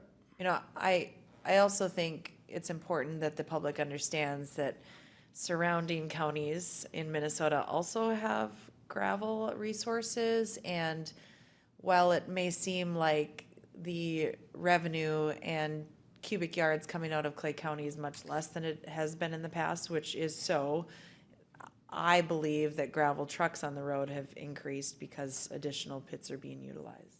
Yep. Thank you. Yep. I think that's a really good point to make. When you have right on the county line, for example, with Becker County, there is a number of gravel pits just that are just right on that line and go into the Fargo Moorhead market. All right. Some big highlights for 2025 was, of course, our Clay County Land Development and Subdivision Ordinance update, which was enacted by this board in June. And so I really want to thank you all for all your hard work and your support, financial support, moral support, and just guidance and insight as well in kind of overseeing that project. So really appreciate that. Also, the Buffalo River, now it's been called the Better Data Letter of Map Revision. That was completed as well in October, so that kind of brings to close a 10-year, roughly, update to that. And very fortunate that a number of landowners were able to get relief from flood insurance premiums from that. And then actually I've heard from a couple who were able to now actually sell their homes because of that. So very, very meaningful relief there, and I think well worth the wait to get a good product. Looking ahead to 2026, we've explored a couple of different online permitting platforms, and now working on one that integrates with our website and what we've been in our online payments through Civic Plus. Looking at that is very close to being ready to be launched. A big thanks to Erica for all of her work with that. She's basically kind of spun this up from the ground up and put a lot of time into that. We're also working with GIS and Communications on just updating our permit complaint and violation kind of tracking system, so a better way for us to more efficiently track some of the issues that may come into our office and permitting, things like that. Like to look at potentially doing a fee schedule update. It's been a long time since our fee schedules has been updated. The goal with this would be to cover essentially the costs of having a meeting, or to also update our fees for violations or after the fact permits as well. So not really looking to, we really would like to keep our fees low, but we would like to be able to cover the meeting notice and mailing costs, because we've seen increased costs, especially with mailings out and keeping the public informed. And we've heard from the public too that they really appreciate being informed of that. And so we would like to do our best to continue to provide that service at or beyond our statutory requirements. Matt, I do want to comment on that particularly. We've talked over the years about having appropriate nominal fees for some of these things, but when you have larger, intricate requests that we are noticing a substantial amount of people in the county, all of a sudden, and you're having multiple hearings and appeals, it gets to the point then where you're having a subsidizing of those specific applications coming from the general public. And so, it's tricky and difficult, and I want to make sure certainly that they're not astronomical, but there are those outliers that cost a lot of money to run those things, and that then takes away from additional services then that the capacity of a department can utilize. Any other questions on that? All right, anything else from your presentation? Just if you have any questions for me.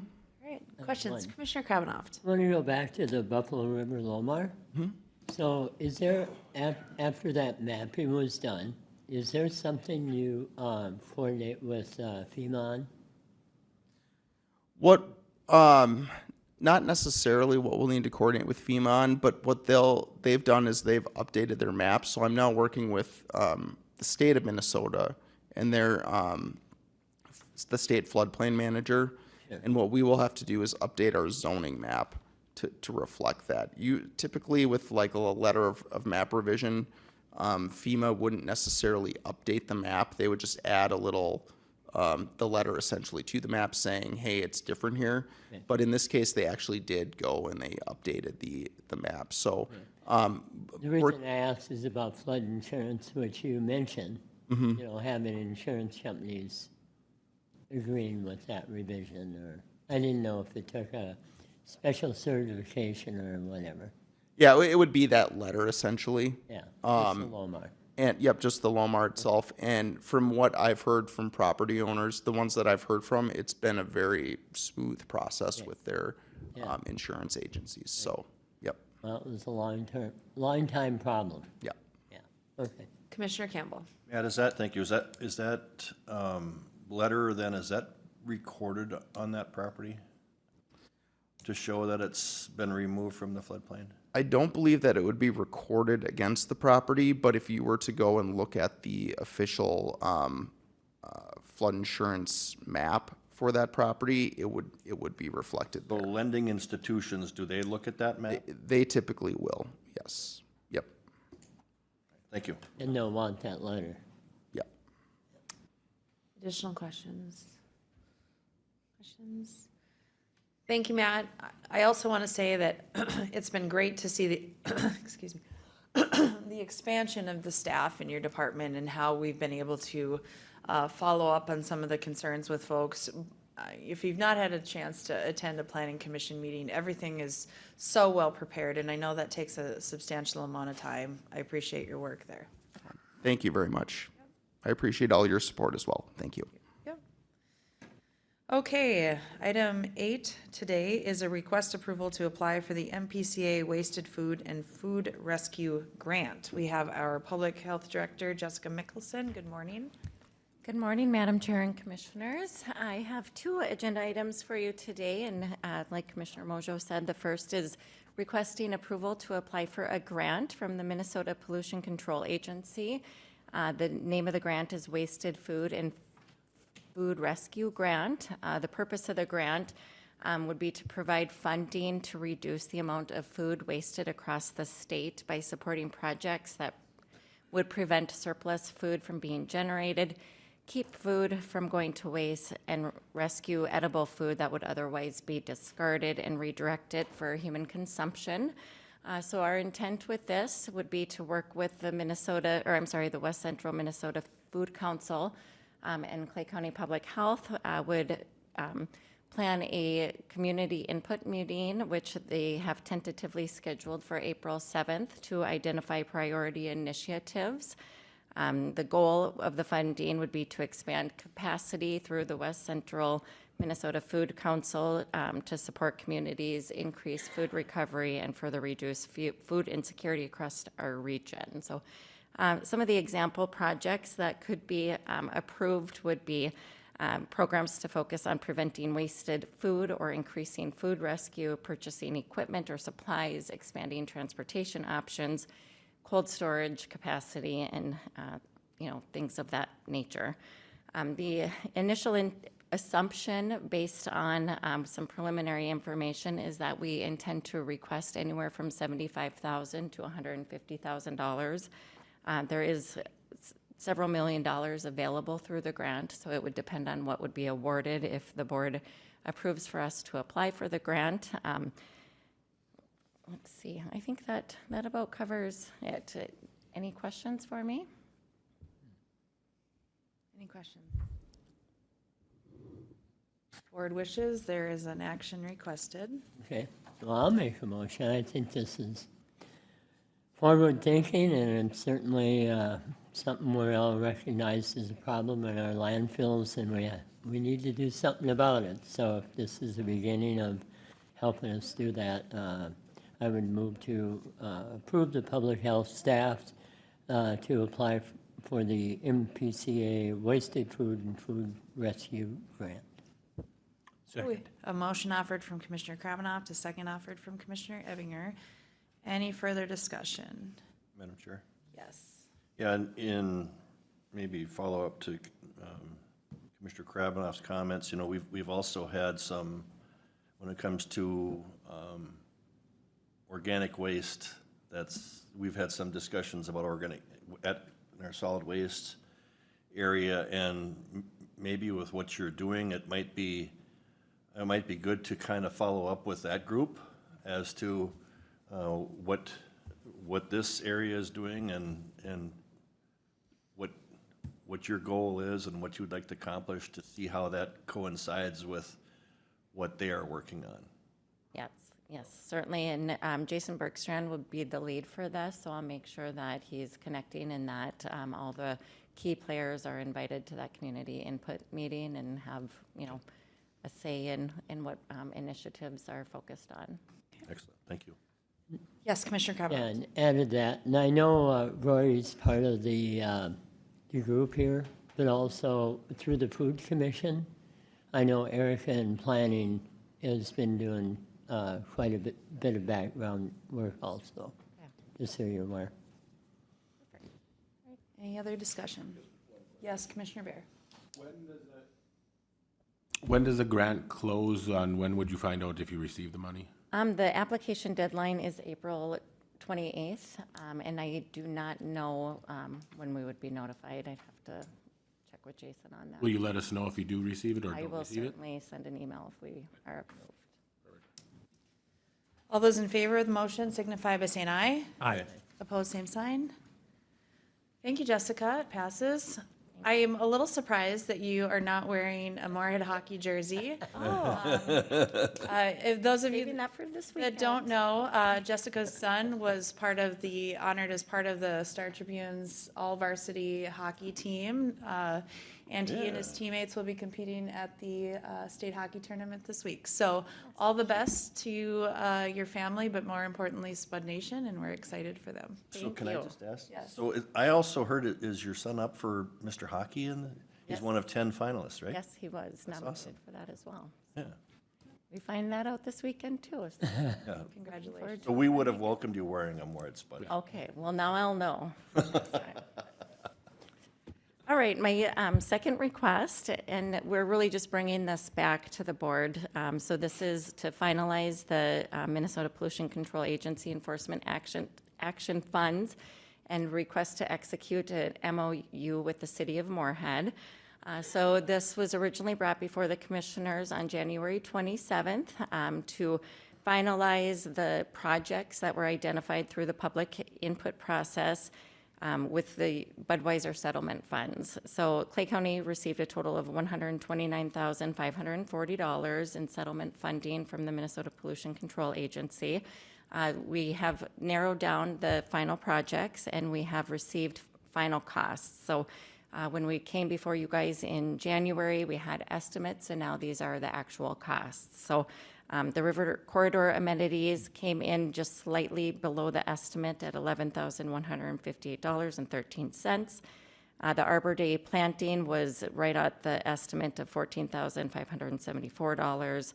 The river corridor native plantings came in quite a bit below the estimate at $13,447.30, which allowed us to allocate additional funds towards the crosswalks project. So the original estimate was around $51,000. Now we're able to apply the savings from the difference here towards the crosswalk project and reduce the amount that Moorhead Area Public Schools is having to contribute. Blue Stem Lighting came in right on at $25,600, and then our administrative costs also was below what we had originally estimated, so about $3,000 less, so $6,554.10. So we just wanted to make you all aware of what the final costs were. So I have two requests, one final approval on these projects, and then in addition, I'm requesting approval to enter into a MOU with the city of Moorhead. As you guys are aware, Clay County received the funding. We've been working with the city of Moorhead. They will be the ones overseeing the projects and working with the vendors. Jessica, I noted here the component that Moorhead Area Public Schools is funding in that MOU. Do they have an MOU with the city, or do they need to be included in that contract? Matt in here. I'm not sure. That was something that the city worked out, so that I would assume. Do you know, Steve? Yeah, Madam Chair, Commissioners, I think just in talking with Brian, I think that because the funding is coming directly from the city for that portion of the projects, that wouldn't require an MOU. Okay. Questions from the board on the presentation? A note before we vote, I know this required a substantial amount of public input and sorting through those components. I know Patrick worked on that as well. I know there were others, but thank you to the department for helping weed through this. As you know, that was not a Clay County settlement, but you know, we're tasked with the charge of finding the best way to utilize funds. Madam Chair, I would move the final project costs for the grant. Okay, we have a motion to approve the final costs for the grant. Second. A second from Commissioner Ebinger. Any further discussion? Is that also to execute the MOU? I'd like that to be separate. Yeah. Any further discussion? Any further discussion? All those in favor of the motion signify by saying aye. Aye. Opposed, same sign. Carried. The next item would be the approval to execute the MOU. Madam Chair, Yes. I'd like to present a motion to execute the MOU between Clay County Public Health and the city of Moorhead on this item. A motion offered from Commissioner Ebinger to approve. I'll second it. And a second move it forward. from Commissioner Bear. Any further discussion? Yes, I'd like this MOU to also state for long-term maintenance does not fall on the county. I do not see it in the MOU. I'd like that to state that in the MOU. Brian, was that perspective highlighted in that, or is that something we could make a friendly amendment to?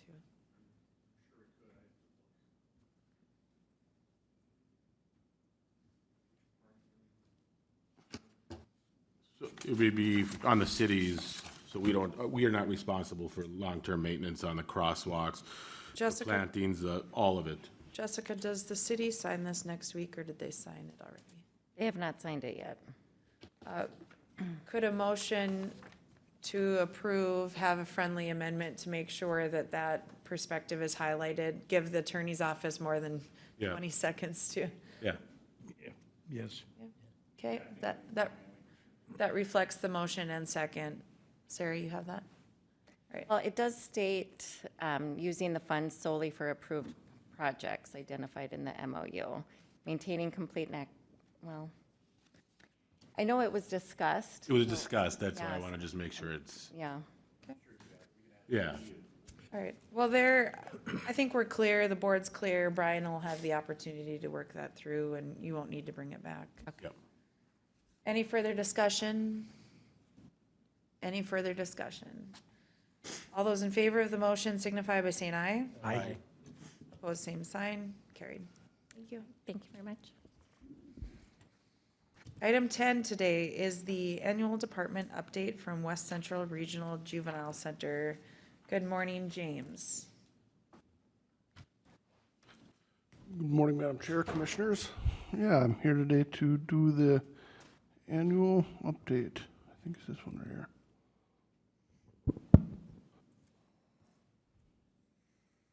Here we go.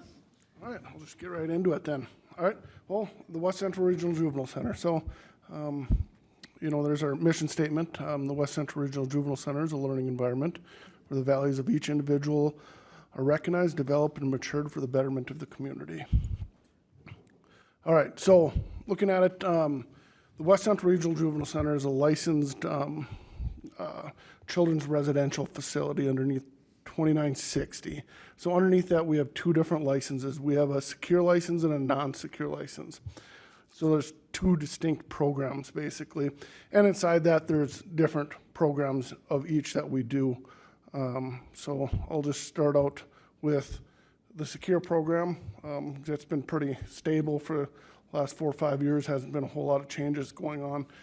But for some more background, the secure program is part of a cooperative service agreement that's made up of 11 member counties. There's the counties listed there. And how the secure program's funded is it's funded through the members pay a yearly percentage based on their 2-year look back. So Clay County, for example, used 30% of the placements. So Clay County would be responsible for 30% of the budget for that following year. And it kind of goes down, there's some counties that, like Stevens County would use like 1%, and they'd be responsible for 1% of the budget. So that's where the funding comes from. And then also we get a decent size of funding from non-members. So we take youth when we have space. We take youth from non-member counties in both Minnesota and North Dakota, but primarily Minnesota counties for our secure residential program is what really drives those numbers. And with that, we're able to offset some of the costs for our membership. And then some other miscellaneous funding comes from just basically reimbursements through the National School Lunch Programs and reimbursements from counties or whatever funds that we can capture. That's just a small portion of it. Secure membership, you look at the property map there, kind of all west central Minnesota and then Cass County, North Dakota. The benefits of being the member is it's guaranteed immediate placement, and that's kind of big. You look at juvenile programming, in juvenile corrections, in terms of adult corrections, the need is less, thankfully, so ideally, not all counties need one, but regionally we need one, and then we provide that service. So prior to the expansion in 2018, we did have capacity concerns for our members, which we got a new 20-year commitment. So the cooperative service agreement's good until 2038. And we have, with our space, we have physical space for 65, we're licensed for 55. I'll get into some of that in a little bit. But the membership benefit is basically we take care of a lot of everything. If a youth's placed with us, the sheriff's office doesn't have to do much anymore upon arrest. So like we'll transport to court, we'll transport to medical appointments, everything from intake. Intake process for our members is relatively quick.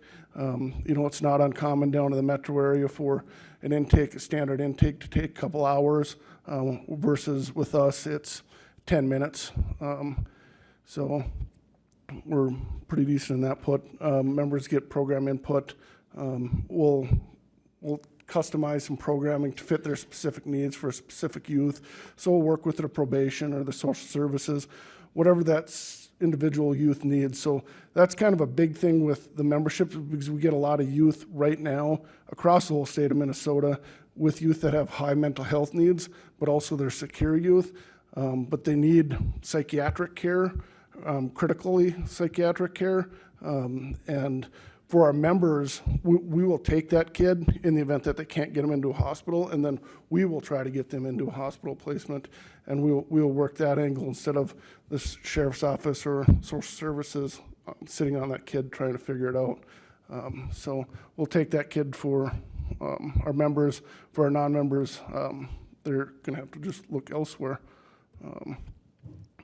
So kind of, there's two major programs in our secure program. We have secure detention, which is pre-adjudicated, and then we have our secure residential, which is adjudicated so that they're court ordered into that program. Another side benefit then to the counties, the member counties, is if we have the youth placed in secure detention, we can transfer some of those secure residential services, the mental health services, the med management pieces and stuff, if needed, in the secure detention service side of things. But basically, common things, K through 12 education, Moorhead Public Schools, again, does excellent job. The residential side of things is mostly like case management and stuff, where we will, whatever makes the most sense. So if they're not gonna be able to graduate, we'll go with the GED track, we'll work all those different things.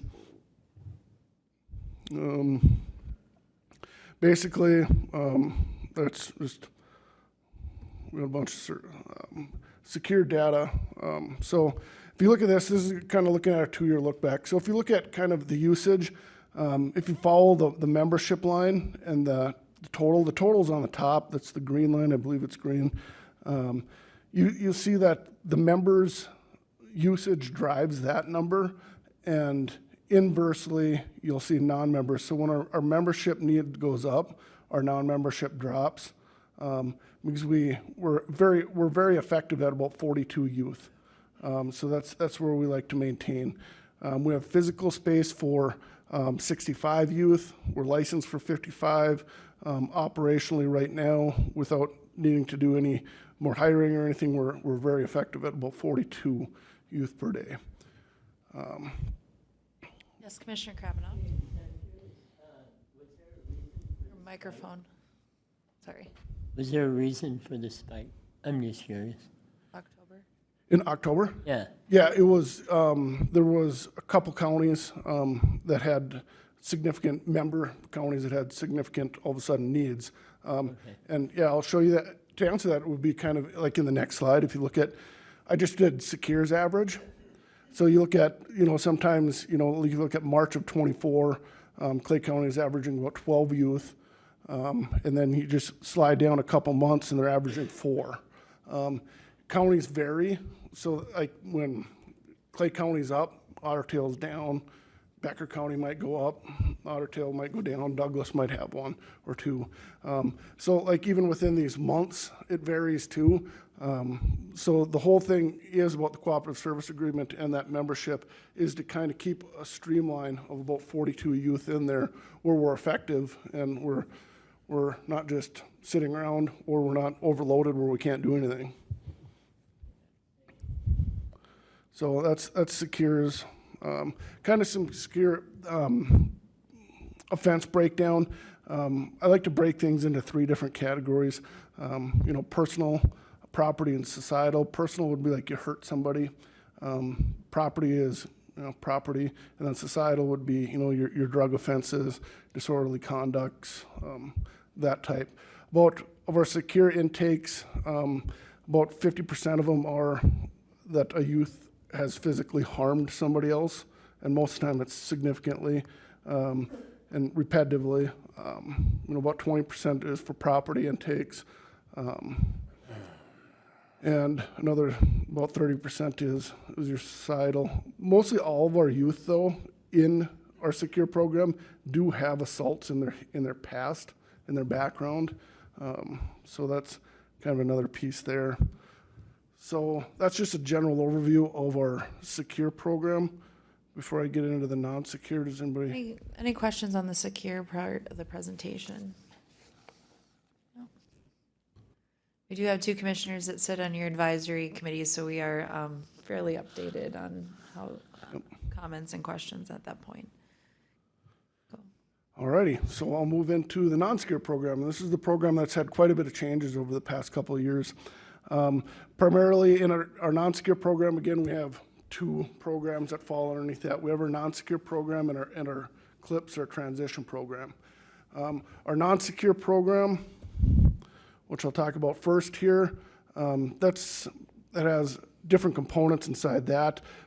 Primarily the emergency program is primarily what it's designed for. So it's short-term immediate placement for law enforcement or social services. So these would be, law enforcement picks up a kid, can't find anybody to release them to, but as soon as parent gets there, guardian gets there, we can release them. In the event that nobody shows up, we can get social services involved, we can get the courts, and we can figure something out for that youth. Sometimes the emergency placements, they're not able to safely find a place to go, and that kind of runs into our 29 plus program. So if the youth is with us for 29 days and we start case planning with them and we start moving things, and the whole purpose of ours is to get them to somewhere else, more appropriate placement. And that's where our case managers look at, working with social services, probation.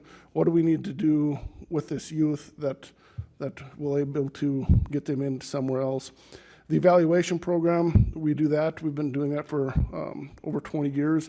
It's a great program. It's always needed. We run about 30 evaluations a year.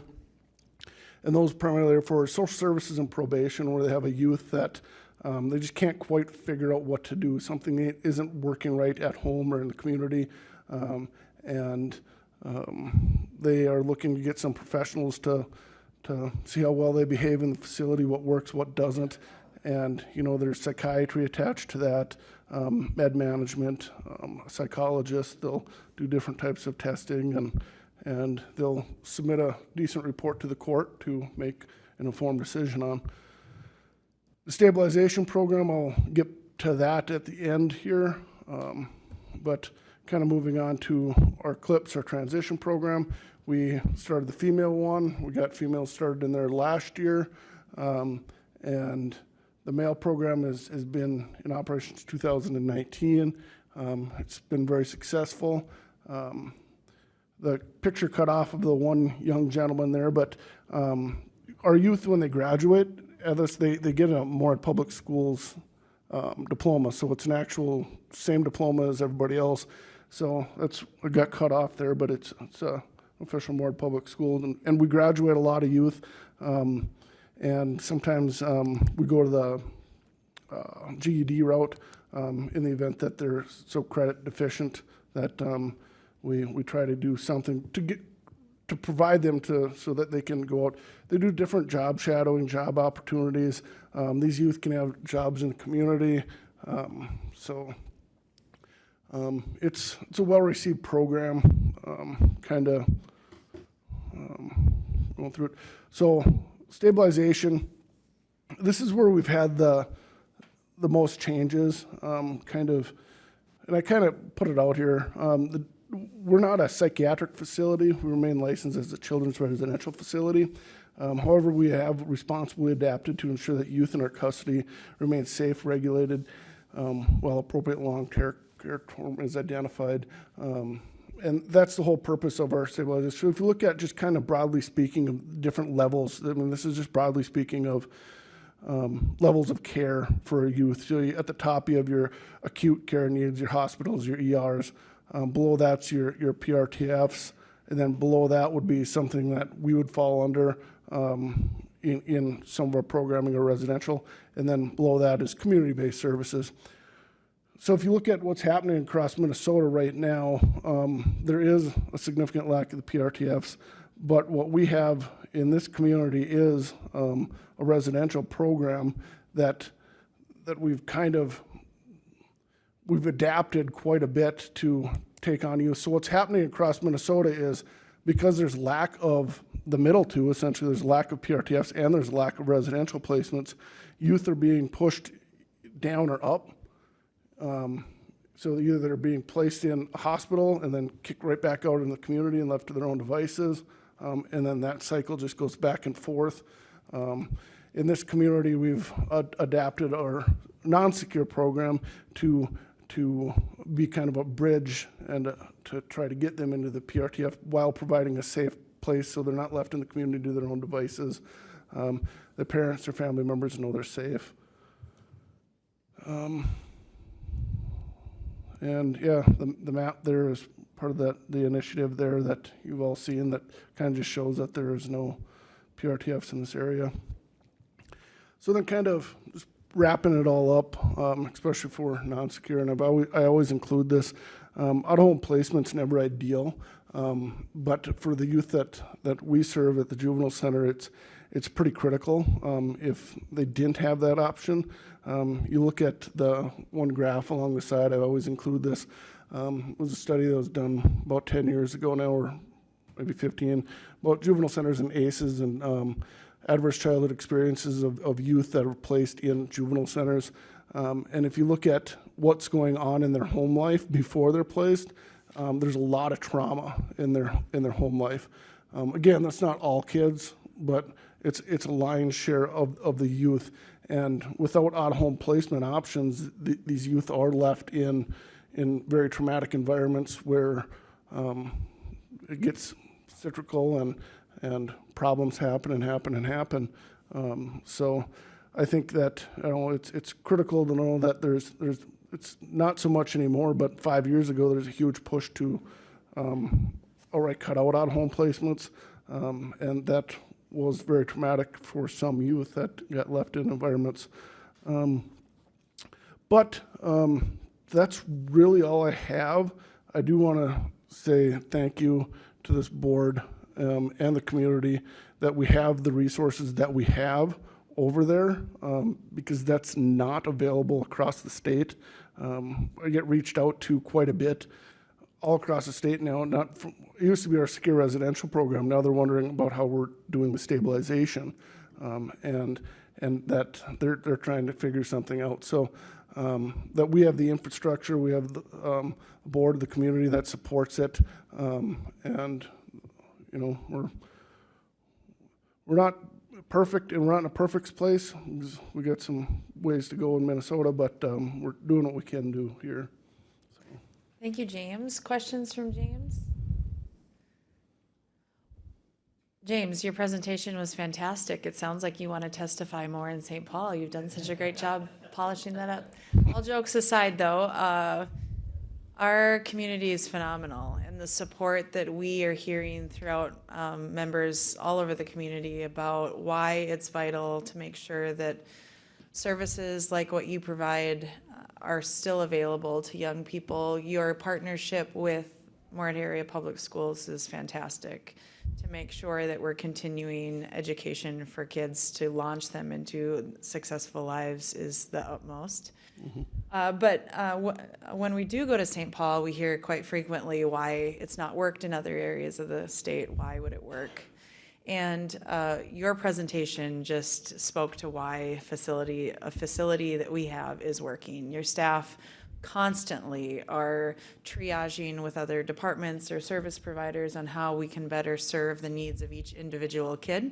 That's never changed. That goal is always been, and so thank you for that.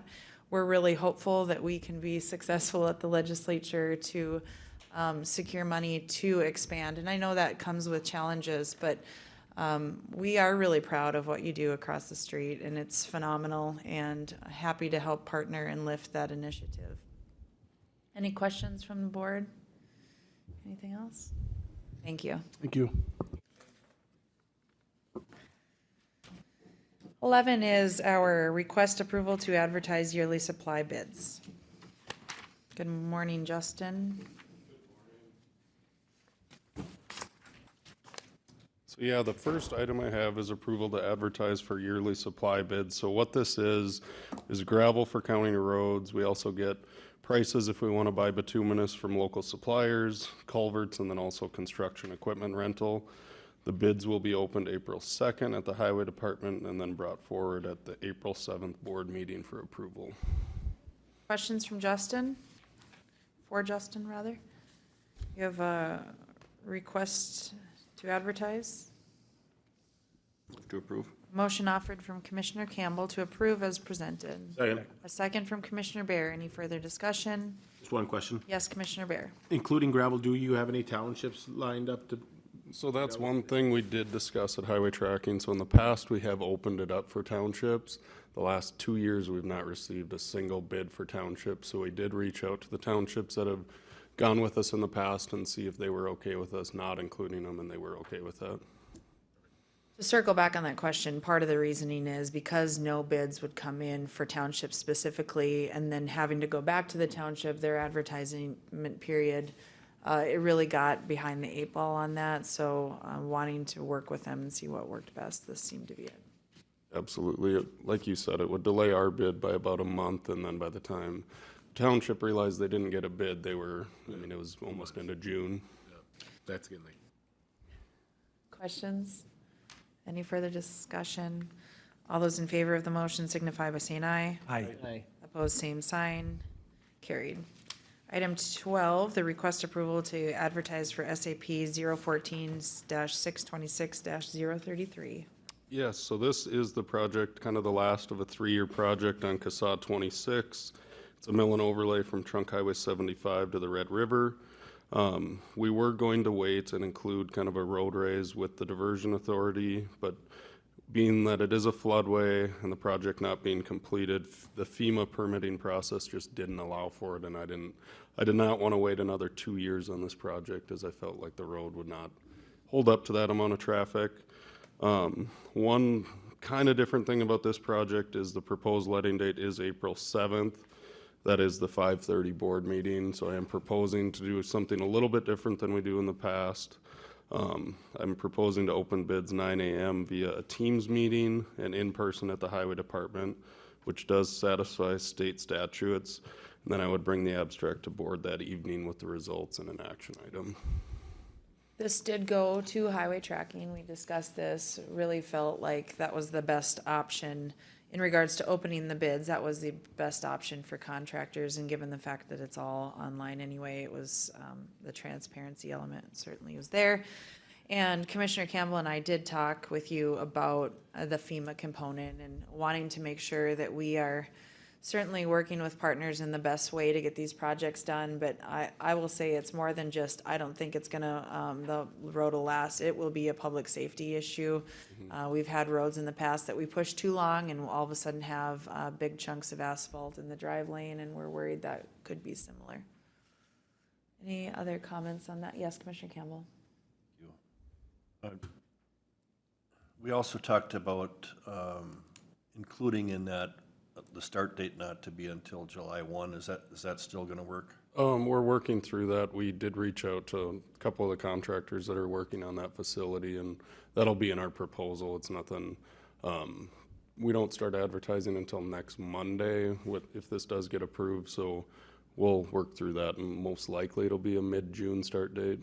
Okay. I guess the reason that we talked about that is there's still an awful lot of trucks going over to that big project on the North Dakota side of the river.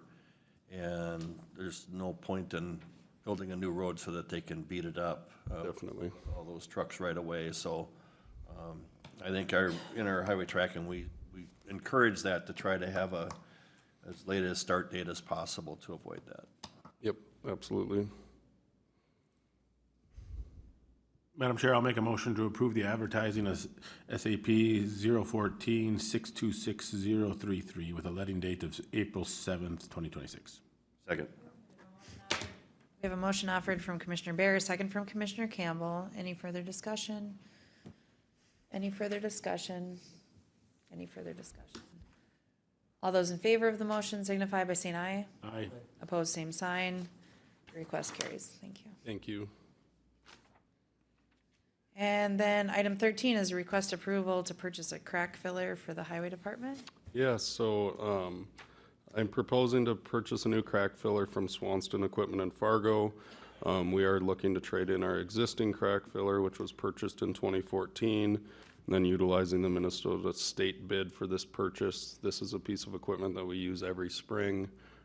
We do it all in-house, which I think is a great deal. The internal service fund is fully funded for this purchase, and I did run it by Lori, and she was comfortable with it. Guess any questions on the piece of equipment or how it's used? We did talk about this at highway tracking as well. There is, as you see, a balance that will remain in the internal service fund, which is also positive. Additional questions? Wishes of the board? Madam Chair, I'll make a motion to approve the purchase of a crack filler from Swanston Equipment for $65,529. Okay, we have a motion offered from Commissioner Bear, second from Commissioner Ebinger. Any further discussion? Any further discussion? Any further discussion? All those in favor of the motion signify by saying aye. Aye. Opposed, same sign. Carried. Thank you. Thank you, Justin. Item 14 today, request approval for out-of-state travel. Thank you, Madam Chair. Commissioner Mongeau has been nominated by the Association of Minnesota Counties to attend the 2026 County Leadership Institute in Washington, D.C., May 31st through June 4th. And so we would be requesting permission for out-of-state travel. For the cost of this trip, it is being covered fully by the Association of Minnesota Counties. I'd yield for any questions. Well, I appreciate, if I may. Yes, Commissioner I Campbell. appreciate your continued motivation to educate yourself and also bring back, additional information to provide the best leadership we can have, and working along with the Association of Minnesota Counties. So I'd make a motion to approve Commissioner Mongeau to travel to the 2026 County Leadership Institute in Washington, D.C., May 31st to Thursday, June 4th. Is that correct dates? Yep, just Sunday, not September. You said September. You said September. Second. Oh. Motion offered from Commissioner Kravanaugh to second from Commissioner Ebinger. It's important to note, one, thank you. I really appreciate the opportunity to continue to do the work here. All of the costs will be covered by AMC, and this is typically what they do with their incoming executive committee folks. So Barb Weckman-Brecky attended last year. They try to have sent one a year. Any other discussion? Any other discussion? All those in favor of the motion signify by saying aye. Aye. Opposed, same sign. Carried. Thank you. Does the board want to take a brief break or go? Go. Okay. Right now we can leave, or A brief break, or do you want to do, finish committee reports? I'm fine with finishing committee reports. go? You want to take a brief break? No? Okay, Commissioner Campbell. Well, I want to take a break, but we'll just move on. Committee reports. All right, February 24th, we had a highway tracking committee meeting. We talked about the mill and overlay project, which we're gonna be doing, we talked about the Crackfiller, and we did approve a request for the dust control. The highway recommended to go with just the calcium chloride bids, and we did approve that as well. I think he's probably going to be bringing that forward. Yep. On the 25th of February, I attended the Prairie Lake Solid Waste meeting. The plant is doing well. We had some discussion about the DEA is willing to pay for all of the medical waste that we have, that's collected, like that we have collected at the law enforcement center. There's some in Barnesville, and all of that stuff ends up coming to Prairie Lakes to be incinerated, but there's a process in place where the DEA will pay for that. That's referred to as household hazardous waste pharmaceutical. Then we had a lot of other discussions, and in regards to the ash management, which I reported on before, we have a project we're working on that will really help improve the ash landfill. Otter Tail County is currently putting a bill forward for bonding dollars for that project, and they have asked that Prairie Lakes support that bonding request. Keep in mind that is if that were to happen, that would be a significant savings for Clay County, because the alternative is also very expensive, which means we'd have additional. So there's a front and back page flyer that I think all of you were handed this morning, and they have requested that when we're in St. Paul that we just give that to our legislatures, saying that we support it. It's obviously it doesn't meet our priority list, and we're told them that, but it's still something that I think all 5 county members on that Prairie Lakes board agreed that it would be important for us to support it. So with that, I'm just going to ask that our county administrator can you bring these to so that we can hand those out if there's no objection from our board to do that. And I did get a request from the administrator, solid waste administrator from Fergus Falls or Otter Tail County, to come in and sit in on our meeting with Representative Joy. I confirmed with Commissioner Mongeau that would be okay. I did tell him that there might not be enough time within our allotted time with the representative to be talking about this project, but he's going to come and sit in case we are able to talk about it, in case there's questions he can answer. So The other thing with that, we should maybe communicate that we have a legislator meet and greet scheduled at the Intercontinental, and I know Representative Joy has been at that in the past. Okay. So, if for whatever reason there's not time allowed, we can connect him with. And I can let Mr. McCon know that there might be another opportunity later that day. That works too. At the meet and greet, so. All right, and then Thursday, we had our Clay County Solid Waste Advisory Committee meeting. We did have our new council member, or new member was recommended and approved, and then Corey gave an update on landfill issues, and I gave an update on the perm that I just talked about.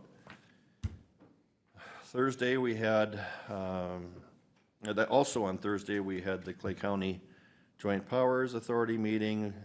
We had just a couple of action items. One was commissioner reimbursement, that's for the people who go out and look at the items. That's up dealing with the courts and dealing with values, land values. And we did approve one additional farmland lease. And then at that afternoon, we had the Diversion Board of Authority meeting that Commissioner Ebinger responded to or reported on. We did put in an application for a $47.5 million request for the WIFIA loan that was previously approved. And that is part of the original finance package of the Diversion Authority. We have up to $569 million in WIFIA loans available to us. Those are very low interest loans that we can get for us, and then we don't start paying those back till the project would be complete. And that has been part of our financial plan all along.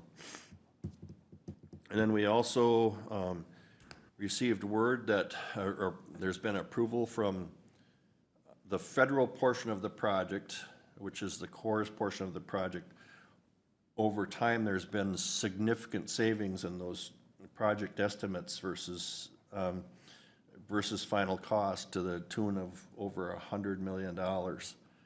And working through our federal legislation with Senator Hoeven, and I believe Senator Klobuchar has been part of that as well, and others, that it's been approved that those funds can still be put back for excess costs that the diversion has had to pay. So it's really gonna help out with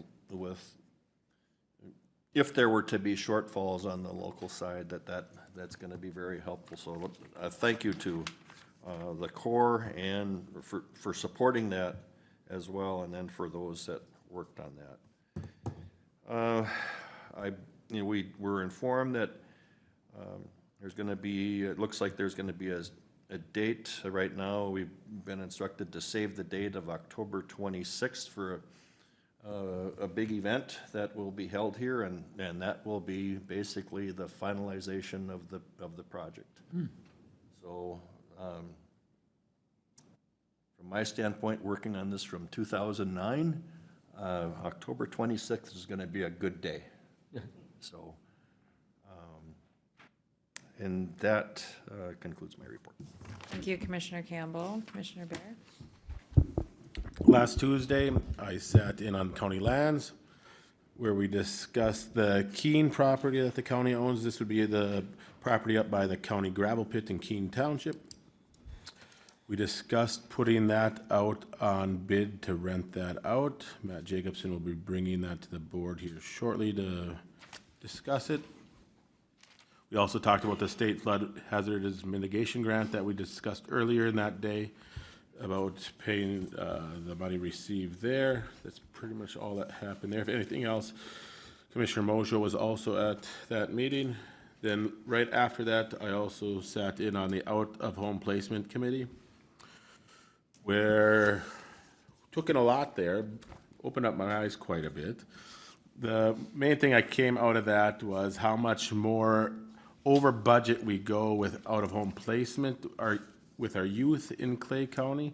It's about $1 million over budget year after year. And we got an update on how that works. If there's anything else on that, Commissioner Mongeau also sat in on that one. And then on Saturday, I met with Senator Kupek and board member Richard Menholt from the SWCD and a few local land owners up in Ulen to discuss the PWI. We went around and looked at a few locations throughout the county that the DNR wants to add to the public waters inventory, and we just gave a brief update to Senator Kupek on how everybody's working through that, and he wanted to be brought up to speed and look at these pieces of property. So we did that Saturday afternoon. And that concludes all my reports. Thank you, Commissioner Bear. Last week, I also attended the Highway Tracking Committee meeting that was highlighted well from Commissioner Campbell. I attended the county-owned property meeting, really good updates. We do have some additional insights in regards to how we want to maybe deal with how we lease out things moving forward. I think we had good feedback to staff on that. I also attended the out-of-home placement committee meeting with Commissioner Bear. Those are really, really challenging meetings as a human to sit through. I want our community to know that the children in which we are dealing with is about half of maybe the population numbers that we were dealing with in 2016, 2017. Unfortunately, due to the lack of placement of options throughout the state, we're seeing about the same amount, if not more, financially, what the county continues to spend on that. That goes into the work that this board has continued to pour time and energy into, the transitional component of the West Central Regional Center, the CLIPS programs, the PRTF advocacy that we've worked on. There's not a simple solution to that. Our talking point continues to remain that any increase in capacity through our state system is a benefit, but we're talking children. And so it's really, really hard. So the staff that pulled those numbers, thank you. Continue to thank you for all the work that you do. But also important, it's important to note that our foster care families are saints. They do really challenging work. They try to figure out how to support their own families while also opening the door for other families, and our daycare system is really challenging with that too. So really great, continue to have important dialogue and educating all of us on that work. That afternoon, I was invited to attend the Farmers Union Legislative Update that was held in Barnesville, hearing from residents on both federal and state ag-related issues that came out of last session and continuing to advocate on this session. The next day, I traveled to St. Paul to testify at the Children, Youth, and Families Committee on behalf of Clay County and AMC to discuss what the additional SNAP requirements will cost counties, particularly Clay County. We've not taken any position on additional work requirements. That's not what we're doing. What we're doing is highlighting the fact that we have antiquated systems that cannot accurately or timely process through the additional workload. Our estimates through Quinn is that those additional work requirements for the county component will cost Clay County residents $400,000 next year. It's important that the legislature hears that this week, continues to hear that. It's not just a simple solution, but when I asked Quinn to provide us the accurate number of SNAP cases in Clay County, the state system gave a number of 79,000 residents were being served by SNAP. If you recall, our population is not even that. So when we pushed the state on finding an accurate number, they too provided us with an erroneous number. So about 4,000 cases in Clay County of SNAP. So that just reiterates the point that their own sponsored system can't pull accurate numbers. But our staff locally are doing the due diligence to keep fraud in check and keep the numbers accurate. So we'll continue to belabor that point. And I also had a fantastic conversation with Commissioner Tiki Brown of the Department of Children, Youth, and Families. She maintains that the work that Clay County is doing for the region and the state is really supported by her office. I appreciate that perspective. And I did have additional meetings with 6 other legislators that day. I attended the Clay County Legislative Update with Winthrop and Weinstein on strategy, working through the amended bill that needs to go to the revisor's office. The next day, I attended the SWAC committee meeting. Commissioner Campbell updated on that well. We have a fantastic member of the SWAC committee who has served a long time. We appointed his replacement today, but Russ McDougall has really served our county in a way that not many people do. It's a humble service, and we really appreciate all of his work that he continued to provide, not only the township, but then the city, but also the SWAC committee. We're gonna work on a public recognition of Russ's service at that later. I attended the chamber, the city, and the county had a flood mitigation working group. I attended that committee meeting. I attended virtually, could not participate because of advertisement rules, the MCC JPA meeting. Thank you to Commissioner Campbell for the update on that. I attended CAP LP that Commissioner Krabenoff updated, the non-secure detention PRTF conversation on Friday, and then I attended the MetroCog Executive Committee yesterday, general business on that with the amendments. But one item that I think I've reported on is they do have some issues in regards to North Dakota DOT and Federal Highway and Minnesota DOT in regards to when certain things are billed, there's overlap in when dues come, and sometimes they do run a little short. So there will be a conversation about per Clay County's percentage, an additional $1,000 requested for the budget to allow a bit of a revenue for when those, just to cover when reimbursables come in. So more to come on that. That concludes my report. Thank you, Madam Chair. Last Tuesday, I participated in highway tracking. I think has been well covered along with County Owned Lands and also the Out-of-Home Placement Committee. On the 25th, participated in the legislative planning discussion with Weinstein. Again, they've lined up several legislators to coincide with our meeting over the next 2 days in St. Paul. On the 26th, participated in the flood work group and also MCC JPA meeting. I participated virtually. And on the 27th, participated MACA. Now that the legislative session has started, is planning to give updates every 2 weeks. We heard updates on the impacts of HR 1 and also the SNAP error rates. One of the challenges, I think, that as we are in St. Paul, one of the issues that the legislature is looking at is targeted case management. As this board's aware, our social service department contracts with several agencies within the community to help with our case management. Right now, there's legislation that's looking at eliminating the ability to contract, which would we have about 40 case managers in the community that are helping us with our case management. And so certainly if that were to go through, that would also have a huge impact on next year's budget. On the 27th, also participated in the non-secure detention planning meeting, and yesterday participated in the MACA professional development, talk about strategic plan for future development of administrators and also upcoming trainings at our conferences. And yesterday afternoon, met with Darren and our union and our labor attorney and updating union discussions. And that completes my report. Thank you. Brian, do you have anything?